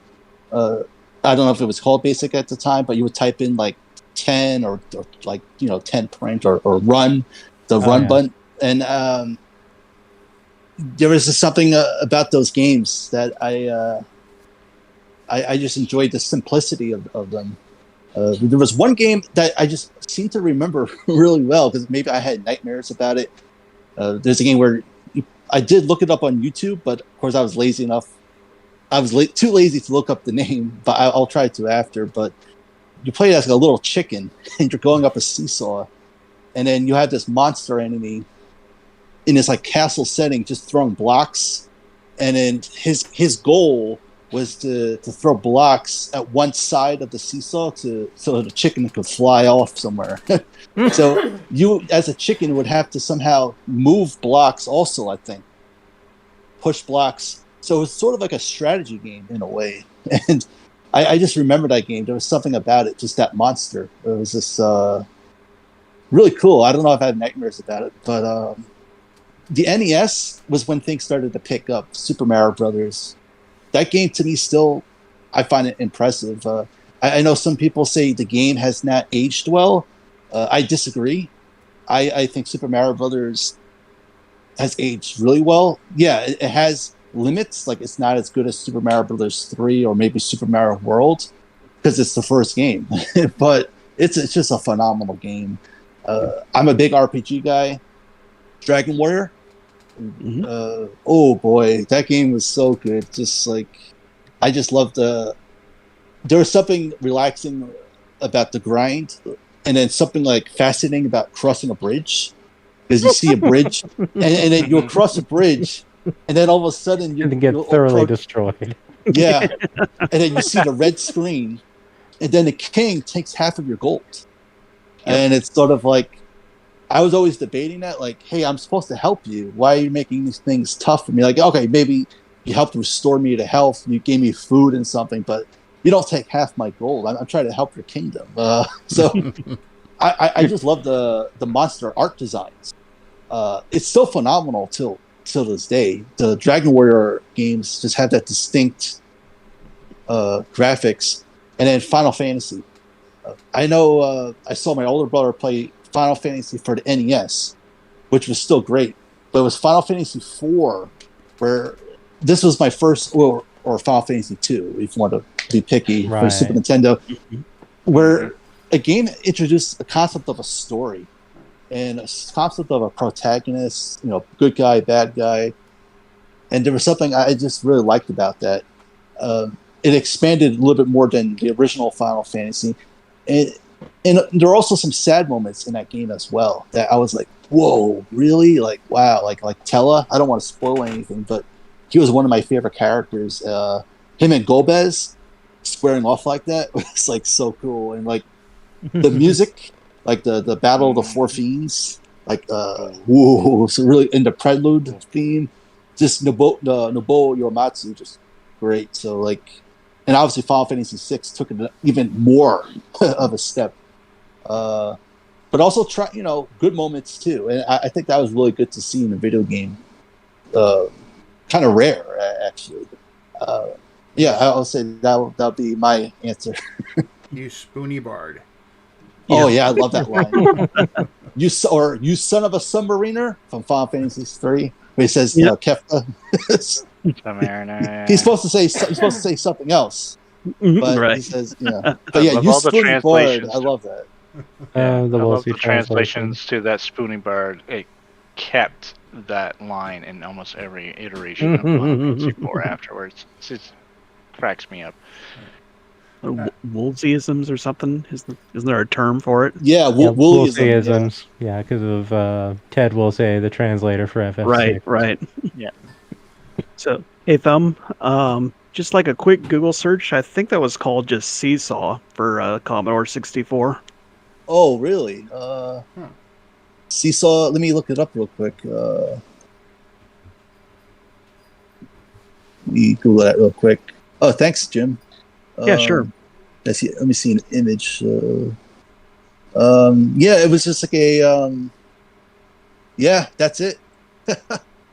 Wow, that's pretty cool. The evil lord of the castle is throwing heavy blocks at you. If you stand on the opposite end of the seesaw when a block falls on it, you'll be hoisted up in the air. Yeah, 1984. Nice. I'm not that old, so but yeah, that was. I love that game. And and it kind of reminds me of Tetris a little bit because it has those different color blocks too. Mm-hmm. It would have it was a very colorful game, and I grew up to like medieval, like castles. That's why I kind of liked the Final Fantasy games, or at least the early ones. Yeah, thanks, Jim. Sure. Oh, that works. Esau. That's an easy name. All right, so Mike, how about you? Oh, well, I got an easy one for this one, and as a matter of fact, I'm pretty sure I've mentioned it on at least one stream before, but the very first game that I played, or at least there is evidence of me playing, is, of all things, Low G-Man on the NES. One of the least goddamn likely starting games that any kid can ever enjoy. it's really a wonder that I got into video games after that, because no, Low G-Man is not a bad game at all. It's just not exactly a classic in my humble opinion, and it's just such a freaking oddball to gravitate towards too as a kid.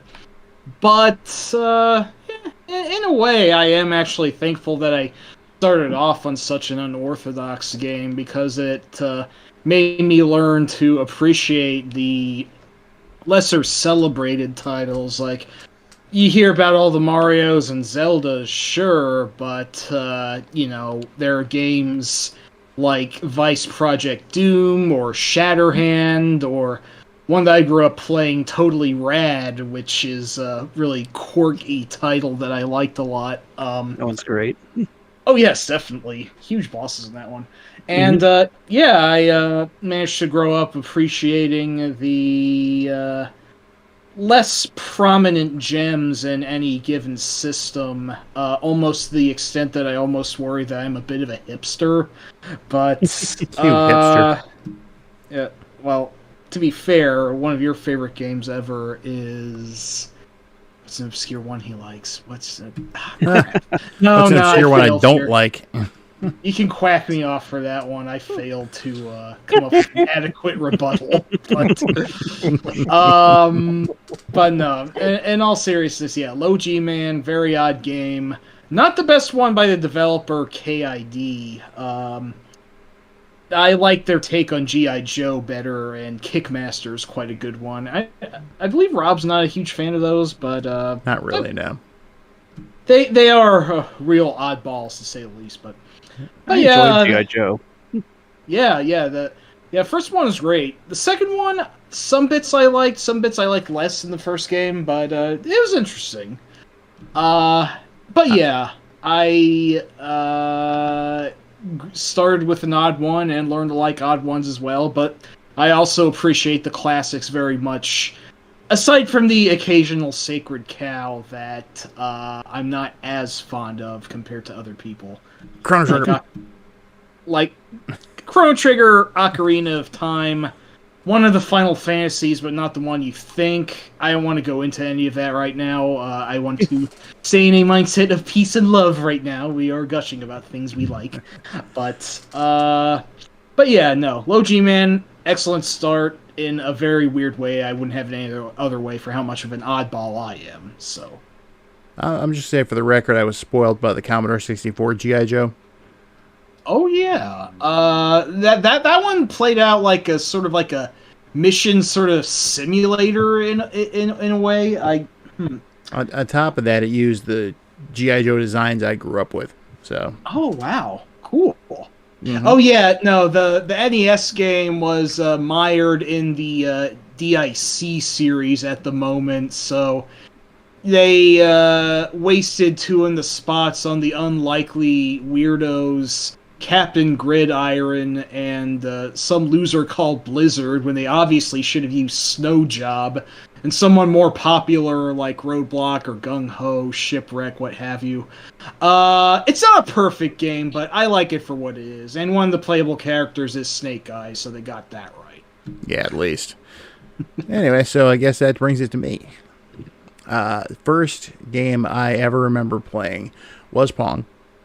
And it was on, it wasn't an actual Pong like by Atari, it was a Pong clone by a company called Roberts. And the machine was called a Rally 4. It was given to my family by my older brother. And you could basically play Pong, 2-player Pong, some other kind of Pong, and demo. Which you didn't actually play, it was just there. But I actually have one, even though it doesn't work right now. I'm trying to see if I can get it fixed. But it was one of those consoles where the sound came out of the console itself and not the TV speaker.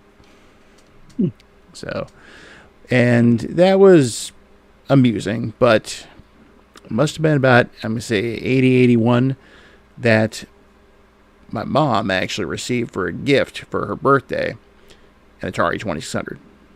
And some of the early games she had, besides Combat, because I was included with the system, were Air Sea Battle, Outlaw, Canyon Bomber, Haunted House, out of all those, Haunted House was the one I gravitated to the most. So I started early with the whole horror game thing. Nice. But, and, just from there, it was just, we didn't have any other consoles for the longest time because we didn't get an Intellivision or a ColecoVision or anything like that. Eventually upgraded to the 7800, then the NES, and then it just snowballed from there. So, yeah, let's see here. Okay. Now, another question that was brought up, what would be the game that has the most personal significance for you? Jim, what would you say? I would say that it's probably The Adventures of Lolo on NES. My family was never big on buying me video games, and for that reason, they let me rent games quite often. And I remember I was actually kind of drawn to the cutesy art on the box when I chose to rent it. But the specific reason that I'd say it's significant for me is that it was a game that my dad would play with me. And actually, I probably have more memories of watching him play than actually playing it myself. Because it became almost a shared experience. I mean, Lolo is not a two-player game, but the puzzle nature of the game allowed us to just kind of, talk back and forth about, oh, well, maybe if you tried pushing that block over there, or if you grab that heart before that heart, and just kind of just that shared experience with my dad of us both enjoying a video game and, just kind of playing it together. It's probably the reason why I'd say it's probably the most significant game for me. Is just the nostalgic memories that I have of playing it. Nice. Betty, how about you? The most personal significance? Yes. It's nothing I don't think you've ever played. Yeah, quite possibly, but this isn't my story, it's yours. It's a fairly recent game. Go ahead. Alas. Yeah, go ahead. Probably World of Warcraft. That's cool. Yeah, I can see the argument. I learned a lot in that game, including how to manage people, how to speak in front of large groups, how to set rules, follow rules, and don't stand in burning shit. Yeah, that's an important one. Yeah, I myself learned a lot about World of Warcraft just by being married to Betty. I don't play it anymore, but I do have very fond memories, and it got me through a really, really rough patch with my ex. Matter of fact, World of Warcraft prompted the divorce. I have heard this story. It is not fun. No, but I have a happy ending. I found Rob. See, there you go. There you go. There we go. All right. So, I used to play. Oh, I was gonna say I used to play World of Warcraft, so I have kind of vague, memories similar-ish. Yeah. It teaches you so much. My gosh. But you don't even really realize you're learning stuff. You don't really realize you're learning management skills, and hand-eye coordination and all of that. Video games really, really make a difference. That standing and shit lesson that you mentioned, yeah, I was the guy that every raid would not be paying attention to where he was standing and would end up dead. Yeah. I survived those raids mostly because I was the tank. Oh, nice. There you I are. was DPS. So I had my so. pocket healers, and I took care of my healers. I was a healer as well, so I was used to watching a bunch of health bars. Yeah, I did that too. But my favorite was tanking. DPS mage here. I always like playing a tank. That was the best thing. And my favorite thing too was we would get into these big groups. See, I could talk about this all night. But we'd get into like this huge, enormous pug, and I'd be the tank, and everybody's like, "No, you got to get online. You got to be able to call out, this, that, and the other thing." So I'm like, "Okay, fine, but I'm not going to talk." So I got in there, and they were just talking. I'm just like, "Oh my God, I have got like 45 minutes. We either kill this thing or I'm going." And so finally, I just queued in, and I'm just like, "We gonna go or what?" The whole group was like, "Wait, was that our tank? Our tank is a girl? What?" Yeah, I was waiting for it. It gets better. Nice. One of them hounded me after the raid and was like, "Give me your phone number. Give me your phone number. Give me your phone number." Yeah. Well, I had some fun. I tried to tell him, no, I'm not interested. No, it's not going to happen. Sorry, no. Mm-hmm. Finally, I give him a number. 867-5309. Nice. That's very nice. And okay, so he believed me. Dumbass. Wow. And all of his other guildies messaged me like, "Did you really tell him that number?" And I'm just like, "Yeah." And it's like, "Man, he's so pissed and he logged off. He's not coming back." That's great. That is great. Oh boy. So yeah, I have another story. Hold on. You can't go yet. I have one more story. See, I don't get to talk about my stuff. I listen to you talk about yours. You get to listen to me talk about mine. So you shush. I wasn't even going to talk about my stuff yet. Okay. Just saying. So this other story, I was in the middle of the, and I'll kind of non-Warcraft it for people who don't know the game. I was in the middle of the big city, right? And there's a whole bunch of other people, and this one person sends me a message saying, "Hey, can I have some gold?" I'm like, "No, just go do some quests." Right? Because that's what you do. It's like getting the gold is really, really easy. And this person keeps begging me, like, "Please, please, please, please, please." So finally, I said, "All right, you seem like a nice kid. Here's 1 gold."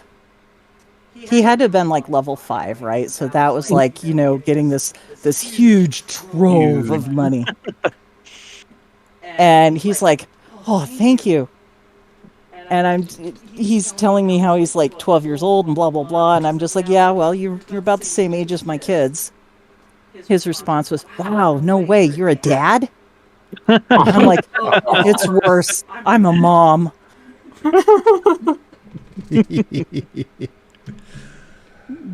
Okay, I'm done now. You can go. That's one of my favorite stories she has. But yes, thank you for sharing that, dear. Yeah, see, I can be like, you just talk about stuff I know, and I can talk all night.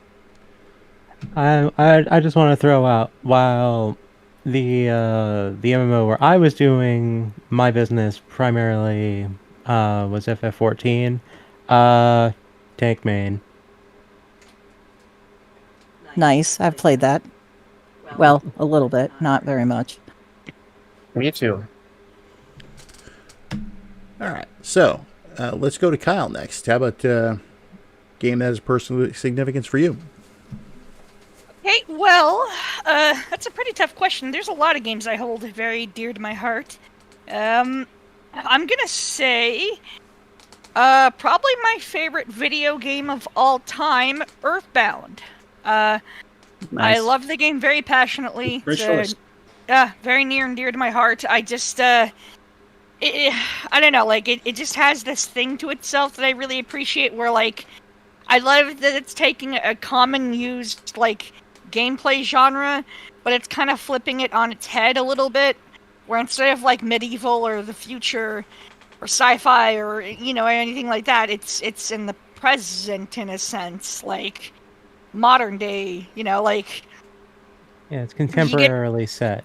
Yeah, exactly. Like in a contemporary setting, like you're wearing like street clothes, you're wearing like jeans and shorts and t-shirts, and you're eating burgers and fries and out of trash can. That's your heat. Yeah, exactly. You know, that's the healthiest thing to do. Eat a burger right out of the garbage. You know, just yeah. It's Final Fight. Yeah, exactly. Baseball bats and bottle rockets. Yeah, exactly. And yeah, you could be eating it out of the wall too, you know. No, that too. You know, a pot roast that's been festering in a castle for like decades and decades or centuries. You know, just take a big bite out of it. You know, not going to be filled with dust and ugh. I just made myself feel gross after saying that. But anyway, yeah, Earthbound. I really love the game. And it actually kind of introduced me to RPGs and got me comfortable with the subgenre in itself. The combat's really simple and easy to do, and it's very just to the point. I really appreciate that. I like the designs of all the characters. I love the very super cute graphics of, like, the NPCs and just the characters in general. It almost feels like a Saturday morning cartoon or Peanuts. I love the music. I love the graphics of it. Like, I love that it goes for, like, instead of trying to be realistic, or if it's trying to be, like, the most intense graphics ever done to make it look like the most greatest graphics on Super Nintendo. It's just like, no, let's just be really cute and charming. Let's have super, like, great usages of color and just, like, go for something just kind of cartoony, and I love it. And yeah, I love Earthbound so much. It means the world to me. It introduced me to a lot of different friends, and it just it introduced me to my girlfriend. It introduced me to a lot of people in my life, and I'm so thankful. And it taught me lessons about the power of friendship. And I know that sounds cheesy, like, oh, the power of friendship, but, like, no, like, the damn power of friendship. You don't think about it until you need it, or you are in a dark period of your life, or you're fighting your own Gygas or whatever. You don't realize the power of friendship until you really need it. And yeah, I think it's just a beautiful game, and I thank it, and I thank Shiga Sato Itoy, and I thank everyone who were able to make that game a reality, for making it. It's I just love it dearly. It's my baby. Great choice. There are actually some pretty dark themes at times in Earthbound, which took me by surprise, like replaying it as an adult.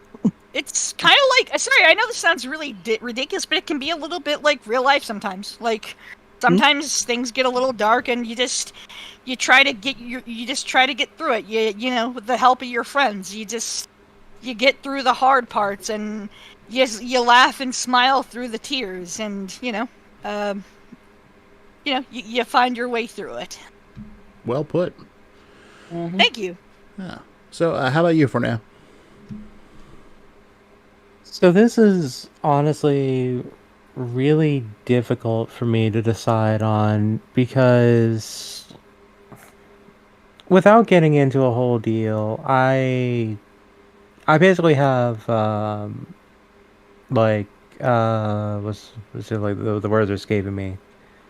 I've got neurodivergence that complicates me remembering things in the first place unless they're, like, in front of me or something. So I've genuinely been, like, racking my brain since before we even started doing this recording to come up with something. So the answer I am going to give is probably not the correct answer, but it's the one that's correct in the moment for me. So just kind of bear that asterisk in mind, kindly. And I think I'm going to go with God Hand. Wow. Excellent choice.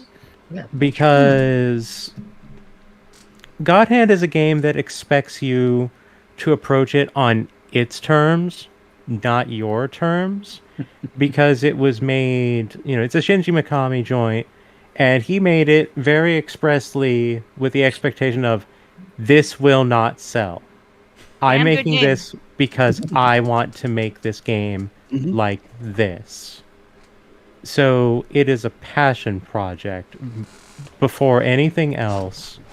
And I feel that when you actually have that connection to it, like that part finally clicks for you, because it's almost certainly not going to click the first time you play it. It might, or the second, or the third. There's some people who it never clicks for, and you know what? That's fine.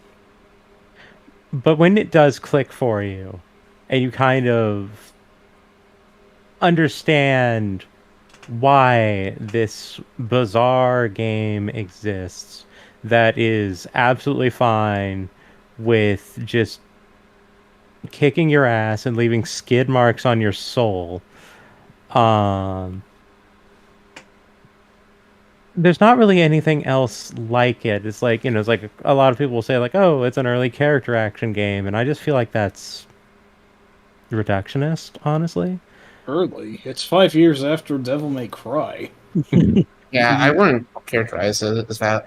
I've heard people say that. So like a lot of Well, people they're like, oh wrong. yeah, like before Bayonetta there was God Hand. And I'm like, okay, yeah, there's stuff before that, but God Hand's the one that, gets brought up a lot. So I also very much appreciate it for having protagonists that are good. They're not nice. No so kidding. I really appreciated that. Like, you can absolutely have someone who is like heart of gold good, but also a scumbag. Which is not something I feel you see enough of in a lot of games, because usually if there's like a character that is a trash can, either they are just trash or they're going to redeem themselves in some manner or whatever. No, like Jean and Olivia don't really learn like lessons or do anything that gets them, like, oh, they're now, better. No, they're both just jerks to each other, to everyone else, but they both have their hearts in the right place. And I respect that as a decision. Like, these are characters that are just who they are, not who, others think they should be. Well said. Yeah. There are games that I just haven't been able to get into because the characters are such, cookie cutter stereotypes. So something like that in God Hand is refreshing. Yeah, absolutely. Yeah, that's something. Like, does the game have its flaws? Absolutely. But you know what? I feel like it's just, a footnote, really. It was a game I only got to play recently for the first time, and from what I played, it's definitely intriguing so far. It is not a game that holds your hand. It will break your wrist for trying. Yeah, it kind of did that to me. Let me guess. You totally ate shit when your first demon popped out of some random guy. It's not even random. Sure. Oh yeah, it is semi-planned. There's 2 static demons in the first level. That is. Oh yeah, right. No, it's been way too long since I played it. Yeah, I honestly don't recall. But anyway, intrigued. Yeah. So, speaking of which, Great Way North. How about you? Well, there's many games that probably, are significant in the way I play games these days, but I guess I will go with the obvious answer. I probably did touch upon this in the retro RPG stream. I don't remember at the time now, but it would be my first foray into RPGs, because At the time, I used to play a lot more of the platformers like Super Mario and Castlevania and things like that, which I love all those games. But the most significant game to me would be Final Fantasy. Just because of that game, I ended up playing RPGs ever since, like more than 30 years now, and I love the idea of exploration and the characters and the story and things like that. Even though it's a little timid by today's standards, whenever I got to part 4 or 2 is where it really kicked in for me beyond that. But I love the idea that it took me a while to finish. It ripped me. The music, Nobuo Uematsu is just a legend when it comes to that. I just love playing role-playing games because of that. So it was a genre-defining moment for me, especially whenever I was coming from playing, like I said, all those platformers, and then I get into this, and then I thought, I gotta look for more of these, and play like Dragon Warrior, and kept going and going and going, and to this day, I just look for the next RPG that I can play. So definitely a touching stone for me when it comes to that. There is a few other games that shape other areas, such as like Blaster Master and Castlevania 2 and Super Mario, but definitely Final Fantasy is number one for me in that sense. So. Nice. All right, Kate, how about you? So this is also going to be a tough question for me to answer because there's a lot of games that have personal significance for me. I'm gonna go with Mega Man X. So I definitely played other games before Mega Man X, but I think that game was maybe the first one that I became really obsessed with as a kid. I remember I used to practice drawing X himself as a kid, as well as some of the other characters like Wheelgator from Mega Man X2, and I became kind of obsessed with Mega Man lore in general for a while as a kid. The music in it, I think, also had a big influence on me as I went on to get really into metal music, and I imagine listening to the Mega Man X soundtracks for hours on end helped get me more interested in that. And even, to be honest, I don't really like my username very much, but the username that I have, Expert74, that's something I made when I was 11 based on how much I like the Mega Man X games and that I know a lot about them. So I'll go with Mega Man X as a game that had a lot of personal significance to me. That's cool. How about you, Mark? Well, I kind of alluded to it earlier. I mentioned Super Mario Brothers 3, but that's kind of a, I can't really go into detail onto why that game in particular, because I don't know, something about that clicked, but I can't say it was like that, what's the word? It wasn't really like a huge revelation. It was just kind of like, oh, video games can do that, and then I went on from there. But if I want to try a different game, and I had to think about it for a little bit, the game that probably, at least for more modernish, relevance, would probably be the third Super Robot Wars game. And what happened was, back in the mid-2000s, I was looking for strategy RPGs. I don't know, I had a weird fascination with them at the time, and so I was going through like Disgaea. Everyone has played Final Fantasy Tactics, I feel like, at some point.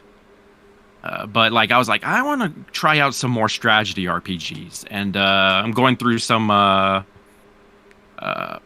what's the thing?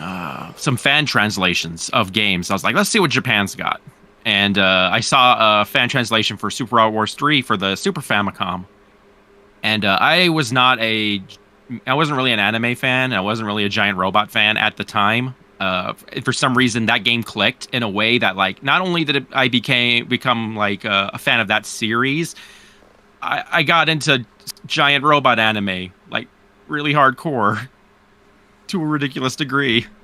I have no idea why. Well, hey, there's something to be said about a good giant robot anime. Oh yeah, There is absolutely nothing wrong with that.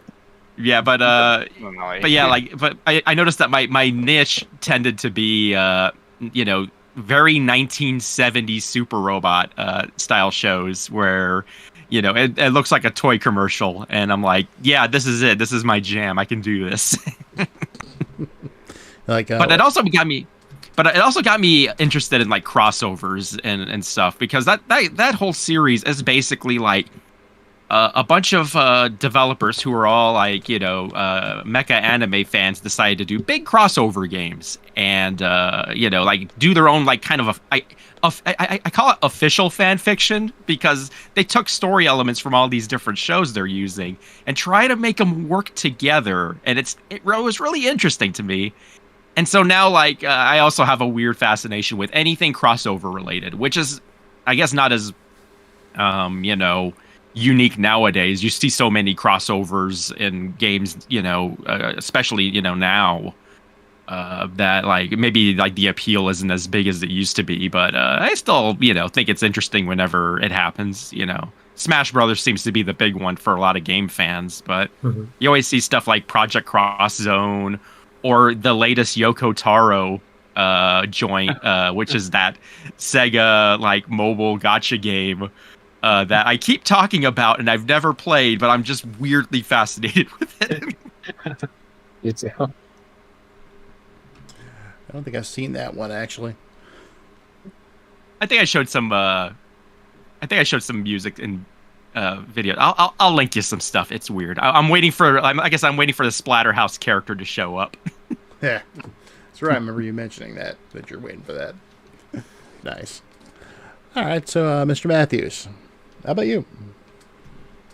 Probably similar background to Jim, where I didn't really have a lot of games when I was a kid. I usually got a new game every Christmas, and that was pretty much it. So I mainly rented all the games that I played. For those early NES days, it was really like hit or miss, the quality of games you're going to be renting. Mm-hmm. So the first game that I actually remember renting and just absolutely falling in love with and knowing this is the series I'm going to be sticking with. I don't know what it is. This just grabs me, and this is my jam. That would be Mega Man 2. Nice. Followed the Mega Man series, of course, ever since then. I don't think that Mega Man 2 represents the pinnacle of the series. But that was the moment where it was kind of like this. I was so used to maybe, and I love Mario Brothers, but I was so used to those kind of linear games. And this one actually gives me a choice to play the levels in any order I want and use whatever weapon I want, even though I didn't really use sub-weapons that much. That's I think the series that I'm most commonly identified with. That's probably the game that started it all for most people too. I think most people probably started with, at least if you're as old as I am, probably started with Mega Man 2. Believe it or not, I actually got to rent the original right before 2 came out. I didn't rent the original until after Mega Man 2, and I was still at that point still young and dumb enough to not really link that I had played the sequel first. It was weird to me that this Mega Man game doesn't look quite as good as the. Why are there only 6 guys? Why are there points? So I don't know why I wasn't paying attention to the box art or whatever, but Mega Man 2 was also the first one I was actually even aware of. That got like a big marketing push in the video game magazines. Yeah, that's true. I remember that showing up quite a bit, and they were really making a big deal out of like the giant dragon and whatnot. Yeah, that was like a common. That and the fire dog, I guess. Those were on a lot of screenshots. Yep. And the big fish. Yeah. Oh yeah, excellent choice though. So, how about you, Kenny? It's a bit hard for me because there's so many games that mean a lot to me. Like I can think of like Sonic in general led me. It got me into. I was so into it when I was younger for a long time and kind of fell out of it because I didn't have a Saturn. but it led me into doing a lot of like it started me into making forums online, which also got me into like knowing a lot of the people that I know still today is kind of linked to that stuff, which linked into me making and the other game that comes to mind is Marvel vs. Capcom and Strider, obviously, and because of like me beginning into like the forum culture with like video games and stuff, kind of like with Sonic and stuff, it led me into making the Citadel, which got me to know you. And so these are two things that are very important to me. And with me going by Sonic and Strider usernames for a while, so they're both personally, I feel like me. But I also can't, I also think Mega Man X in particular, I love. Like, X is like one of my favorite things in general. And Persona 3 is a game that I connect to super heavily, that I can't also discount that game as well. And I've been rambling about all these different games, but honestly, the real answer is none of these. I have been going by this username for so long. I don't know how much to say about it, but the real answer is probably Perfect Cherry Blossom. Is probably the most important game to me, and I can't really explain it. I really like the music in it, and I connect to the music and the characters in it, and I can't really talk. I can't really say much else about it other than that's probably the most personal to me, most personally important. Oh. I don't know if I've ever seen that one before myself. Well, me and you are like each other. We both have our username for me, shoot 'em up, and yeah. Okay. Yeah. All right. So, Thumb, how about you? I'll give a couple honorable mentions first. Just a couple. I would say just two honorable mentions, just to keep it short. Zelda Ocarina of Time. That would be probably top 3 or top 5.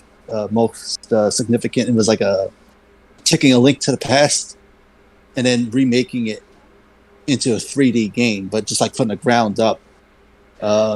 Like a remake in disguise. It was just. I always loved the castle courtyard scene with Link and Zelda when they first meet. It's always like a nice little innocent scene because it's like before when things start to get bad, and then that's how it ends actually, which is kind of cool. First time you hear Zelda's lullaby in full, actually. Link to the Past, you do. That's only if you let it play a certain time, but here in real time, you first hear her theme in full. The last honorable mention, Final Fantasy VII, and probably tied of 6, just because those two games, like, I like poignant moments in video games, and those games took a lot of risks. Those two just pushed the envelope with that, just to like shock the viewer. Like there was a scene of Final Fantasy 6 or 3 for Super Nintendo that just really shocked me. I don't want to spoil it, and then obviously everyone knows what happens in Final Fantasy 7, right? So I thought that was really good. But I'm going to go a little bit outside the box here. And my most significant game, it doesn't mean that it's the best game. This game is very flawed. Actually, it's a series that I kind of come to despise overall, actually. So that's kind of ironic. I'm going to go with Metal Gear Solid for PlayStation 1. Just a little, no pun intended, to outside the box, because you could crawl in a box and use a box to hide. I like to think of a video game as like if I wanted to just take a day off and do nothing, and I just want to play one game just to escape or get away. For me, it'd be Metal Gear Solid in a weird way. I grew up admiring Escape from New York with Kurt Russell. I just loved that character, Snake Plissken, and Kurt Russell just gives so many subtle mannerisms to that role. And obviously, the creator of Metal Gear took inspiration from Escape from New York. Snake Plissken is definitely Snake. And I don't know, if there was something about that game I just love using the codec calls. That really impressed me a lot. Like, and this game came out in 1998, so it's still in its infancy in the 3D. And I could talk about this game for hours, but I'll try to keep it very short. There was something about backstory to bosses that really impressed me. I just digged, like, I would call every character to just give any backstory on bosses, because you would hear like 5 or 6 codec calls, and then the boss music would play during the codec. And I was just like, man, this boss music is just so darn good. The Metal Gear Solid soundtrack, you should listen to it. It's really great to put on in the background. I was really surprised how immersive the soundtrack was. Also, I liked how it had different replay value based on time, completing a game, how many times you saved, and of course, Psycho Mantis. I got tricked. I admit. Look, there were no strategy guides back then. Oh, there were physical strategy guides back then, or game FAQ was a big thing back then, even in 1998, 1999. But I was like, when I first played Psycho Mantis, it was just like, I can't beat this character. Like, what's going on? I died 3 or 4 times, and then I'll call Campbell, and like the 4th, 5th time, he'd be like, use your second controller. Use your second controller port. And I forgot to make a note on the Indiana Jones. I was wondering if that's like a little Easter egg reference or homage to Indiana Jones Atari, because you do need to connect to the second controller port to move your character in Indiana Jones Atari. I wonder if the creator of Metal Gear, Kojima, was like, hey, let me throw a little Easter egg. I don't know. Like, because he is a big movie buff. He loves, probably did love Raiders of the Lost Ark. And I got fooled. I got fooled by when also the screen popped up, Hideo. I was like, is something wrong with my video game, my TV? I was like, it scared me because it was like a beep.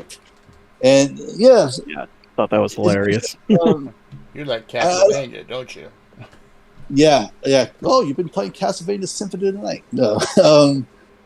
I don't know, something about that game is just like, if I were to play this tomorrow, I would just codec call everyone. And there were some deep messages too in that game. Like, I love the quotes. It has its flaws. How many times are you gonna have to say Metal Gear? Like, the writing is very cliche. The writing is pretty bad. Like Metal Gear. Like, okay, you said Metal Gear about 100 times. I think we know what's going on. A lot of exposition. So it was one of those games where it was like, oh, it's a movie, but then actually a movie is actually makes it 2 hours and short and condensed. It doesn't have this nonsense exposition. So it's a game that I hate, and it's a game that I love. So yeah, that I would say that's sort of my most personal significant game. So, Thumb, if you don't mind me asking, you said that you have kind of grown to despise the series. Is it because all the games that kind of follow just kind of kept on building on more and more exposition and less game? It seems like that's kind of the direction the series took for me. Mm-hmm. Yeah, I would say for me, Metal Gear Solid 2 was actually a big turnoff because they got rid of the composer from the first Metal Gear Solid. Kojima said he wanted to make the music or story or game even more Hollywood-like, and I was kind of like, why? Like, you want more cutscenes, you got rid of your composer, and Metal Gear Solid 3 did interest me. I did like that, but then I felt like I didn't play Metal Gear Solid 4 or 5, but I've seen videos, and it does seem like Metal Gear Solid 5 was like a farming simulator, like you're grinding and stuff. And I saw Ocelot, and I was like, this is just weird. Like Ocelot's like a friendly guy or an ally, or he's like helping you build your. So it was just, I don't know, a little bit of a turnoff. Yeah, and Metal Gear Solid 4, I did try to play it for an hour, and there was just literally cutscenes every. Just a bad first impressions. Yeah, 4 sucks. You picked a good yeah, exactly. That's what I'm opportunity to get out of the series at that point. I would like to play Metal Gear Solid 2 again and give it a chance, though. I actually liked Metal Gear Solid 2. I actually liked 2 also. 4 was too much for me. 2 and 4 are my favorites, but I understand people's problems with 4, so I'm not going to defend it on that part. No problem, Kenny. All I will say is that MGS2 was the first Metal Gear that I ever experienced in any capacity beyond, a flitting, bit of emulation at the NES Metal Gear. So when a lot of folks say that they don't like Metal Gear Solid 2, I kind of have to quirk an eyebrow because I don't know. I kind of adore how stupid the levels of detail are. All I have to do I have to go on about the ice cubes? And then there's like so much more in that, but it's not my turn, so. Well, funny enough, I threw my copy of Metal Gear Solid 2 in the garbage when I first got it, and I regret that. Wow! So I did get it back again, and I do want to replay it. But I do love 2 things about it. I do love how they revamped the gameplay a lot. They totally went from the ground up with stealth, so the stealth is a lot better than the first Metal Gear Solid. Mm-hmm. And then I do like the risk of having Snake sort of being sort of more of a sideline character. I think that was kind of gutsy to kind of do if I kind of look back at it. So yeah, I really don't think Raiden's the worst character in the series like so many people were convinced back then. Mm-hmm. He's my favorite. He's a little whiny, but I didn't really have much of a problem with him. Yeah, the point of Raiden... It seems like a lot of people don't like the fact that they were kind of duped a little bit because in the I think when Kojima showed the Metal Gear Solid 2 gameplay at like E3 or something, all those scenes were showing gameplay with Snake.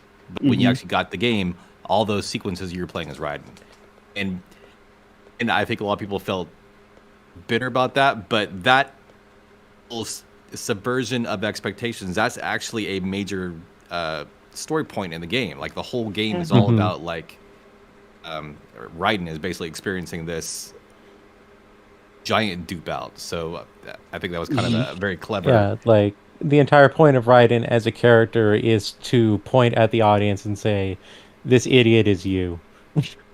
Gotcha. The funniest thing about that game is they played it up right up to the very end. Like even if you get, I got the box with me, and I look at the back cover, and it's like Snake is back. Yeah. Join Snake on his latest mission.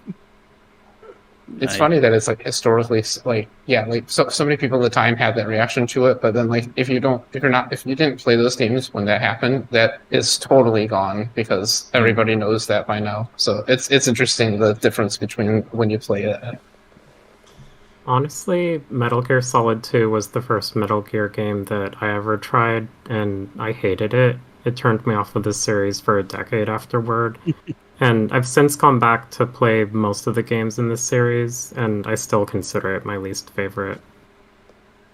I was going to say, when I first rented the first Metal Gear Solid, I really didn't know what to expect, and I actually hated it just because I didn't get it. The fact that it was a stealth game where, I'm just expecting to run in there and, shoot guards and advance, and you cannot, at least in the early game, you cannot play Metal Gear Solid that way.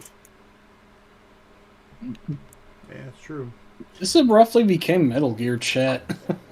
Yeah. Well, that's what I guess. Yeah, I wanted to say. Yeah, I don't know. I wanted to say Zelda Ocarina of Time, but I don't know. To me, Metal Gear Solid just has more.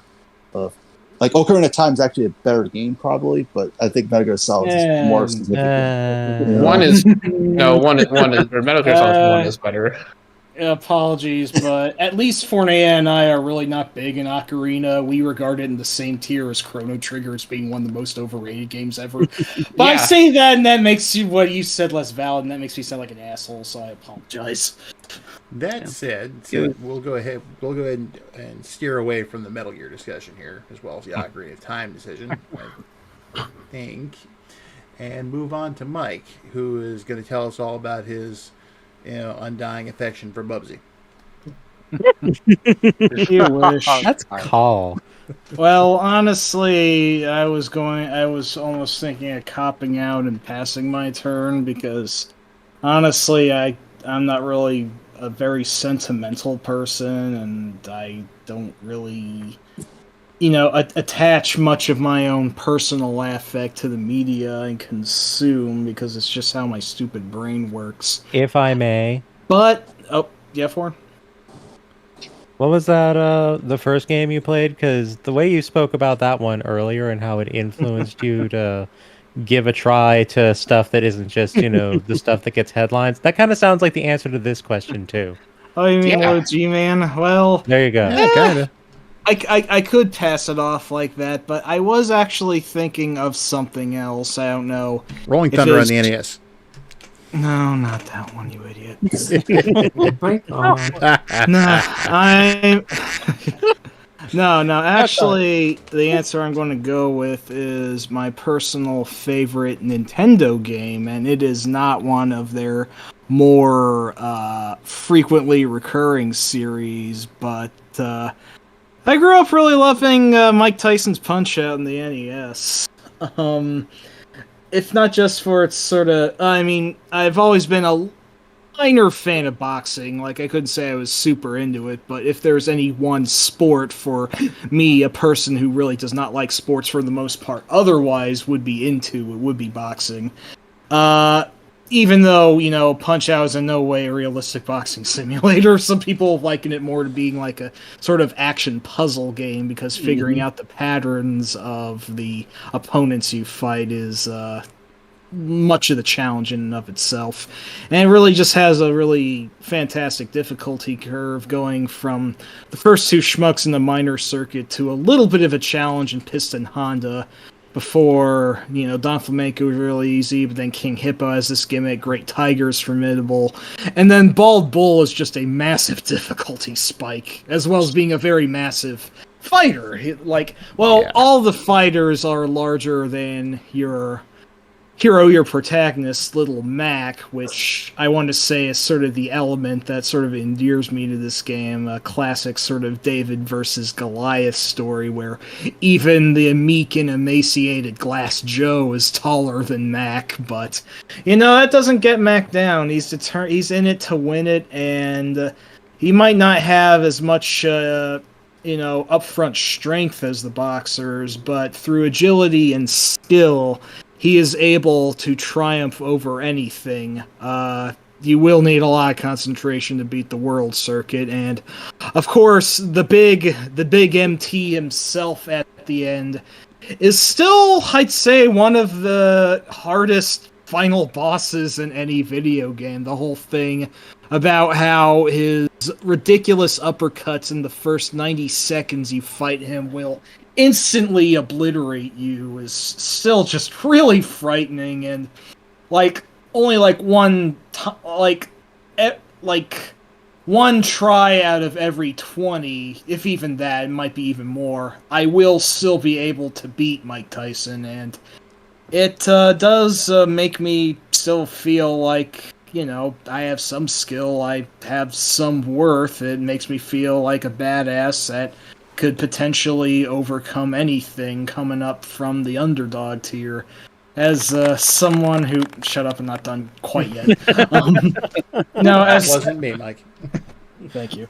But no, seriously, as someone who has had lifelong confidence and self-esteem issues, Punch-Out is a game where I still feel like a winner for the most part, and I feel like a winner after beating just about any game, but that one just kind of goes the extra mile because I kind of relate to Little Mac being the one who has to fight upward against things to achieve his happy ending, and that's kind of how I relate to Punch-Out. So, yeah. Winner is you. Yeah, that's pro wrestling, you idiot. Yeah, there's a difference. Boxing's fixed and wrestling's real.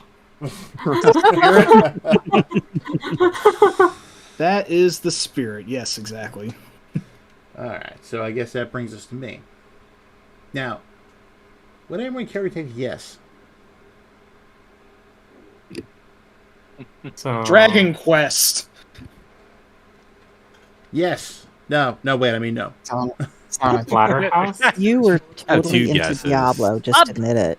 Bubsy. It's Bubsy, right? Oh wow, you guys are dancing all around it. Castlevania. Oh, that is a good. Booger Man. Well, I was going to say Booger Man too, but Bone Storm. Absolutely. Young Indiana Jones and the Instruments of Chaos. I can't even fucking finish that. Jesus James, James Bond Jr. All right. Who just hit Strider Returns? That was me. We're gonna talk later on. I'm sorry. That was the one that pissed him off out of all the trolls. It's not James Bond Jr. Not Junior. James Pond. The tick. Yeah. You're all wrong. So, undoubtedly, everyone must be expecting me to say Splatterhouse right now. That is wrong. You see, even though it does, especially the 2010 game, does have some, personal significance for me. I mean, it's the game I was actually able to contribute to. Yeah, it's like check off one of the the boxes on life goals thing right there. Mm-hmm. But that's not it. And it's not Castlevania or Gradius or Musha or any of the other ones you might be expecting, even though they do mean something to me. Thinking about it honestly, I would have to say it's the Atari 2600 port of Carnival. And there's a reason for that.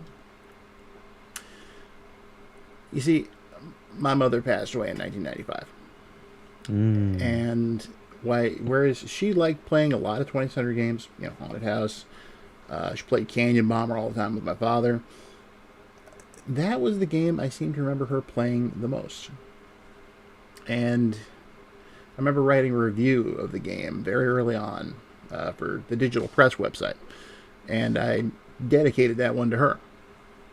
So, I mean, if it wasn't for her getting that 2600 in the first place, I may not be where I am right now.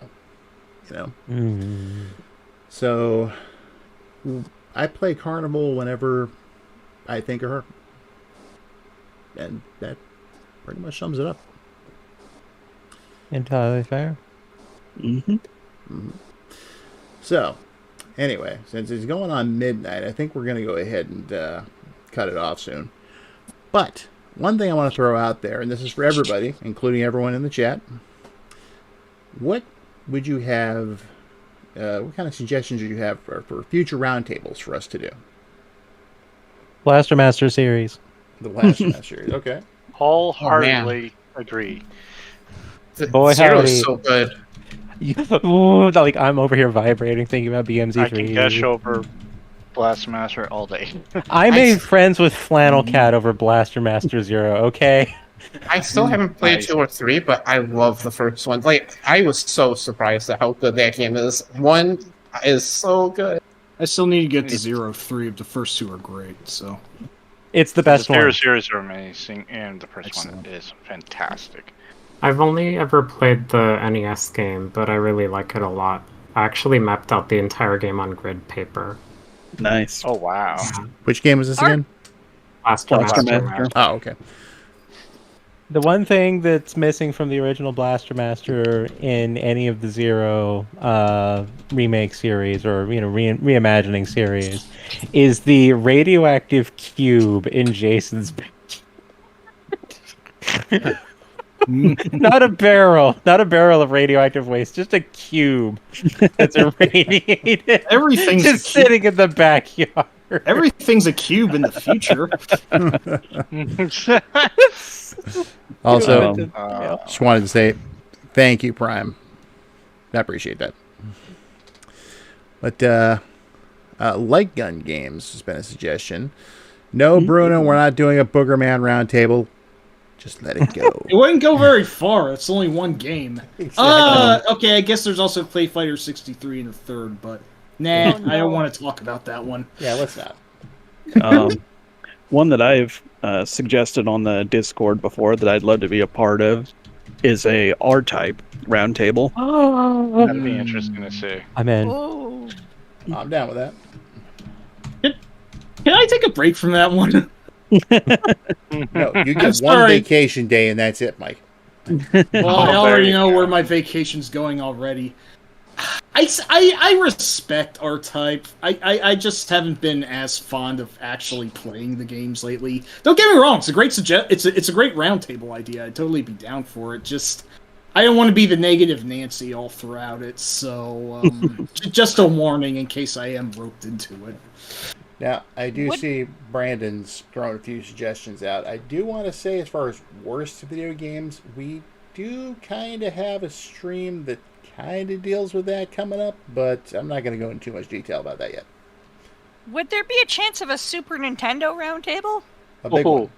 I would be interested in that. Okay. Mm-hmm. Yeah, I'm in I'd for love to hop on that one because that console is very close to my heart. Yep. In Go ahead. fact, We could go on about Ninja Warriors again. I would gladly will. Ninja Warriors. Everything that Natsume made for that system. Yes, same. Before Harvest Moon, I should clarify. Same. Well, yes. I've had a Super NES roundtable in the works for a while. And, Bruno, it's enough out of you. So, Another thing that I thought of actually just from tonight. Well, Betty was talking about all of her fond memories of World of Warcraft. A MMO roundtable could be interesting. Boy, howdy. I have played so many MMOs over my years. I could definitely be in for that. I'd have to vacation from that one, too. I'm sorry. Oh, no. I played a fair amount of those, too. That'll be fun. Oh, that's okay. I'll take Mike's place. Okay. There we go. Okay. Yep, Thank you. There you go. I'm basically going to DM that one, too, so... That would be interesting, I think, because Warcraft is the one MMO of those that I didn't play, and that was by intention. I played everything else. Oh, nice. Wow. I started with Lord of the Ragnarok Rings Online? Online. I mean, it isn't necessarily that I have a bias against MMOs. It's that I would be absolutely worthless. I have literally never played a single second of a single one. So I really cannot contribute. I physically cannot. Oh, I'm so geez, sorry. you're super tempting me to break out the stupid meme. Go play the Trial of 14. Okay. Yeah, I was thinking the same thing. I think the meme got longer, didn't it, with the new announcement? Oh, don't. I play that game and I hate that meme. Wow, so there's definitely some good suggestions so far. Brandon also brought up Mortal Kombat. That is one I could participate into up to a point. I'd be up for it. I think that point is Ultimate Mortal Kombat 3. Maybe Trilogy. But most of my experience with Mortal Kombat is Newgrounds Flash animations. I actually have some stories of Mortal Kombat. I played Deadly Alliance because somebody in the hospital, like one of the fathers and one of the people who had a kid there, like gave me his copy of it. So like that was like the first Mortal Kombat game I played was just a dad at a hospital gave me. Crazy. Well, I know there is a new game coming out this month, so that would the first one. Well. Yeah, I'm still not fond of the title, and honestly, I was really not a fan of 11, so I'm incredibly wary about this new one. But nonetheless, I'm not going to totally poo-poo it, especially if if that fucking turf isn't in the voice cast anymore, then I'm okay with that. So. I'm pretty sure they did. After that first pass, they were like, "Maybe we shouldn't have done fucking this." Idea. Not just because she's a terrible person, but she can't act for shit either. Well, that was the thing too. Oh my god. So, Rob. Yes. I mentioned this to you the other day, but I would also still be really interested in something like a Game & Watch gallery or a Game & Watch focused roundtable. Ooh, that one would be interesting. That would be interesting. I love the Game & Watch. I'll write that one down. And Brandon also suggested a Wonder Boy Adventure Islands stream. That would be interesting. Defos talk about both of those series. I would love to see that one or be Big in it same. or whatever Oh, way. boy. That's Oh yeah. hell yes. You bet. I demand episode. May the licensing office have mercy on all of you for the confusing. Oh yes. Oh yeah. No, of this round. We're going to have a minefield trying to work that out. That's for sure. Could just call it the what's its name roundtable. No, the solution's easy. Just use the Japanese names and it lines up a little better. A little bit. A little bit. A little bit, not entirely. Yeah, pretty much. Sharon also brought up doing an Alex Kidd roundtable. That would be interesting. I don't think I'd be great on that one, but I could maybe say some things. I was on the HG 101 Top Games episode for that one. Like, I am prepared. I played a little bit of the Alex Kidd games, but I'm especially fond of Shinobi World. That is probably the best one. That is categorically the best one. Yeah. It's also the one I've played the least. Oh no! Congratulations. Probably the greatest legacy for Alex Kidd is Takanobu Mitsuyoshi made a voiced theme for it. So he just took the music, remixed the music, and sang lyrics to it. Oh wow, that's awesome. I love Takanobu Mitsuyoshi. He's a treasure. Now, he's great. I do want to say that, Sharon, we really couldn't do an Alex Kidd / Wonder Boy stream. There's just way too many games to talk about for that. Yeah. Oh, that's a lot. And two, after we're done here, if anyone wants to go ahead and just let me know in the chat which streams they're interested in doing the most, and we'll get it worked out. I forget, did anyone suggest a Mega Man stream yet? I know you'd probably be mostly DMing that one also, but I think it has to be done at some point. I thought that was already in the works. Yes, it is. I think I think so. Okay, then I don't think I have anything of a KID stream to talk about. I just Low G-Man. Talk about Low G-Man for 30 minutes, and that's the entire stream. Well, I heard R-Type, and then my brain immediately thought, what about a TOA plan? Oh, that's not a bad idea. In fact, have we done a compile one yet? That's what I was going to say. But I've actually... Wow, great too. Oh, sorry. Just so you know, I've got TOA Plan and Compile that both been planned for a while. Oh, okay. Nice. So I want to see the spreadsheet. So, Rob, you say that you've TOA planned that one out? You can say that. Where's the duck? Yeah, there we go. Also, for the record, Sharon, there are many more Wonder Boy games than you realize. Yeah, there's a lot. There are at least 5, I think. Maybe, okay. At least think more 5. How novel. More than 5. I know it might seem a little odd because you've already done a couple of the franchises, but is there a chance of a Konami panel or a Konami roundtable? Yes, a big one. I think so. Yeah, because that actually leads me into what our next roundtable is going to be. That one will be coming up on the 16th. It is going to be the history of Contra. Yeah, nice. You better believe it. Oh, okay. And I could definitely contribute. Well, actually, we've got our guest list already set up for that. Oh, okay. No, sorry. Yeah, sorry. But our special guest who's coming in, besides Kate's going to be one of them, and the other one will be Captain Algebra. Okay, that's great. That's good. Nice. Yeah. Look at that's.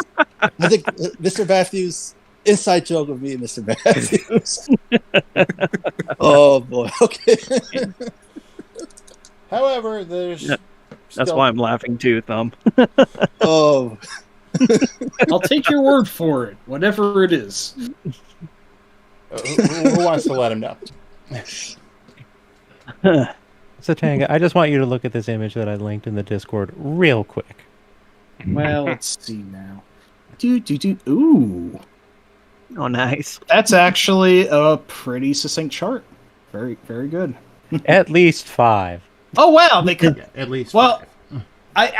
I was thinking at least 5 monster worlds, but that's obviously splitting hairs. The 5th monster world, I guess, would be Monster Boy and Cursed Kingdom. That one actually does canonically count. It's a pretty good one too. I actually didn't realize Wampum is considered like related to Wonder Boy. Yeah, it surprisingly is. It is Yep. an original sequel to an altered version of Wonder Boy in Monsterland that starred, I guess, a Son Goku-like character in it, and the Yes, Japanese Sayuki World. version, yeah, Sayuki World 2, Mhm. wherein Right. he had his extending staff instead of the spear that the maybe slightly problematic Native American character uses in Wampum, which is also a rather problematic title, but it's a fun game. Right. All that, Yeah. yes, considered. True. But yeah, Wampum's fun though. Mm-hmm. I mean, Adventure Island and Wonder Boy aren't related at all. Like, Wonder Boy doesn't even have a hat. Oh yeah. Wah, wah, wah. Where's those ducks? God's sakes. For next thing you're gonna tell me is that Quattro is actually Char. Yeah, right. Quattro vagina. we are getting carried away here. Jesus Christ. Yep. Hey, we're all feeling a little punchy right now. Yeah. Thank you. Hey-o. There is a bit of a risk to having everyone have access to the soundboard. Yeah, I don't know if there's like moderator permissions on that. We might have to observe it. The end. Thank you, Sigma. Sorry. Anyway, so yeah, there has already been a lot planned as far as roundtables. This gives me more stuff to work with.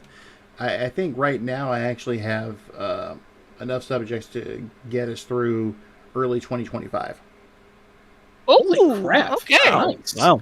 Yes. And as far as whether or not I'm going to do another anniversary stream a year from now, that's debatable. But might happen. You never know. Or maybe we'll just go right into another roundtable of some kind. That we'll find out when we get there, I guess. Yeah, providing we're all still around. The anniversary stream for next year can just be me sitting behind Satanga's shoulder, telling him to play a computer RPG. I can see it. I'll get to one if it interests me. Sigh. It could be about Metal Gear because it seems like everybody all jumped in when we were talking about Metal Gear. We should have Metal Gear stream. Yes, I agree. Metal Gear Roundtable? Sure. That would be interesting. Yeah. I'll add it to the list. I That would can be a genuinely go ahead. It would just be really competitive to try and get on that. Yes. That's a All good point. Yeah. All I can say is I can recite the entire Metal Gear narrative elements in chronological order from start to finish. I know the whole Metal Gear story by memory. I can do something else too related to that if anyone's interested. What a thrill! You know what? We're searching in silence in the night. Okay, I'm not going to do the rest now. You know what? Satanga keeps mentioning, episodes that they, you want to, not be a part of. But I'm thinking of one where, you could totally contribute. Why not a Gears of War? Okay, the Gears of War thing with me is dead. I have officially come around. I wouldn't say they're my favorites, but I've officially come around to appreciating the games after deciding that 3 was actually pretty damn good. So yeah, I'm afraid it's a dead meme. I'd have to DM that one too. I was half joking about that because I actually just finished up Gears of War 3 this morning before I had to go to sleep. It was all right. Yeah. That's all right. The extent of my contributions to a Gears of War stream would be discussing the Megadeth song. The Megadeth song. I thought you were going to mention the body count song at the end of the third game. I have that played happened a too. Single one. Modern and most and pretty much all first-person shooters and me really have never gotten along. So maybe an id Software roundtable might be out of the question. Yeah, pretty much. I think the only Doom I really ever played was the 32X one. Ooh. Oh, that's a good one. It's good when you start putting those hacks in there they've done. It did get a surprisingly great fan hack. Yeah, the Doom Resurrection is good. It's pretty freaking cool. For what it since is. I didn't bring it up yet, Beat Mega Drive Magazine had the readers say that the Doom on the 32X, they liked it. And I think that's because they didn't have, not many DOS players in Japan, so maybe that kind of influenced it a little bit. Yeah, the episode of Game Center CX where Reno went to the States, he played the SNES port of Doom at a local game shop, and he actually ended up liking it quite a bit. Which is pretty neat. Interestingly, there is actually a port of Doom to the PC-98. Really? Huh. I don't think I knew that. Holy crap. Official port? I'm pretty sure it's official. I've seen a box Wow. pop. I remember it was covered in a Digital Foundry video at one point. I didn't know that. That's amazing. See this. Holy shit, I'm looking that up right now. I got a quick short story involving the Super NES Doom. I remember I had just gotten my Turbo Duo, and the first game I bought for it was Dracula X. Nice. So I had a couple of friends of mine come over to check it out. And now, at the time, I had this really nice stereo setup, the kind that could rattle pictures off the wall. And, well, when they got there, my brother was out in the living room playing Doom for the Super NES. And we didn't really pay too much attention to it. So I start playing Dracula X. I'm showing them the game. Get to the part in the first stage where you fight the giant rock golems. And, when one of them dies, it's like, yep. I had this cranked through my sound system. Oh. And not only did it sound great, one of my friends just kind of just goes back a little bit. He's like, huh, take that, Doom.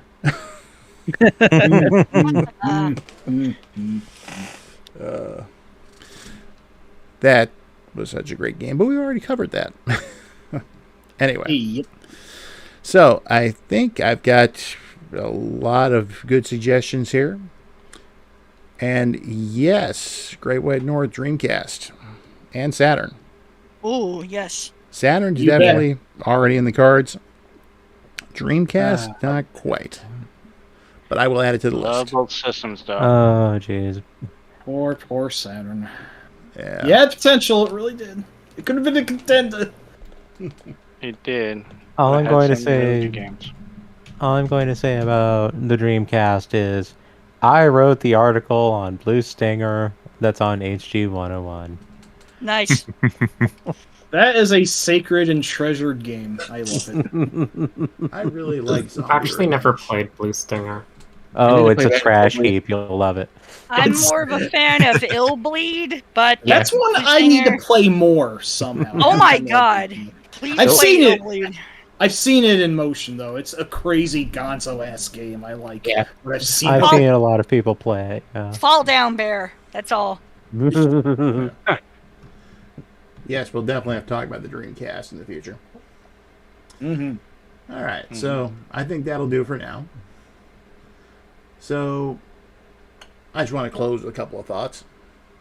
First of all, to everyone that's here and everyone that couldn't make it tonight, thank you. Because, like I said at the top of the stream, these roundtables would not happen without you guys. I'd be talking to myself or talking to Mike. One of the two. And no one wants that. Yeah. Oh. Hey, I've done plenty. I'll give you that one, Forn, for now. But like some, I guess a Telltale game, so Tango will remember that.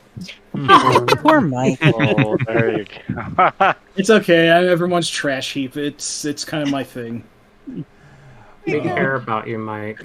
Oh, we love you, Mike. We love Thanks, you. Kyle. I appreciate you. Yes, and thank you for being willing to come on and be my co-host. Well, I'm much obliged. Even if there might be a couple in the future I might not be looking forward to, I will be interested in whatever happens. One, at least one, maybe two. Oh no! We'll negotiate your contract. We'll cross that bridge when we get to it. And I will write you a script so you can sit in for me by proxy. Okay, I guess. And everyone that couldn't make it tonight who participated at Roundtable, there was Kid Fenris, there was Tim from Bathroom of the Future, there was Snarbu, Eugene, Shmup Junkie, Braunley, Mr. Stop Skeletons from Fighting Himself, Derek. There was Fatal Vision, Jose, Omega Ace Gaming. He was here earlier in the chat. Mm-hmm. And Scroll Boss is here right now. He did participate in a couple of them earlier. And, of course, there was also Kurt and Ken. So, thank you guys as well, because you helped make these roundtables great. And to everyone who's come in to just hang out in the chat, throw stuff out there, which you usually do in chat, thank you. Because, you guys helped just as much as everyone else did. Also, because I just wouldn't be right if I didn't mention it, my books are still in the works. I'm still waiting on news from my publisher. Everyone's still here. Is that like a moment of respect? Yeah. It's a moment of respect. That I broke. Because of fucking course You I all the broke. ducks. Just for that, you get 20 lashes with the duck. I honestly was like, my Discord crashed. Oh, good. Nope. We had a moment of silence for those who couldn't make it. Hey. And in actuality, And now I it's just a forgot- moment of ducks. God damn it. Actually, Honestly, it wouldn't be the same without you, Mike. It's really great to have you on these. Thank you. I do enjoy doing these. Hey, wait a minute. I'm not doing the spotlight pit. All right. Okay. I'll be completely honest. I forgot to press the button. Congratulations. I figured that was the case. Don't blame Mike. All right. Just That's okay. We love you, Mike. We love you. We love you Why, too, Ron. thank you. just to say, because it wouldn't be right for me to go and do one of these without mentioning it. The books are still in the works. Woo. I'm still waiting to hear back from my publisher. Good to hear. Since we're in September now, should be anytime soon. So we can really get the Looking promotion forward to started it. on them. Mm-hmm. Well, I hope everyone enjoys them when they get to read them. And of course, those of you who are here who contributed stories, thank you. It was a pleasure. Yeah, thank you. That said, Yeah, thank you. Always glad to be here. Yep. If I don't see you, have a good morning, good afternoon, and a good night. Great movie. by the way. Yep. Yeah, I love it. Love it. All right, everybody. So thanks again for coming, and join us as we go into year 2. Sounds good. Take care, everybody. Everybody have a fun. Everyone. Bye bye. Enjoy. Thanks, everyone. Laters. Woo.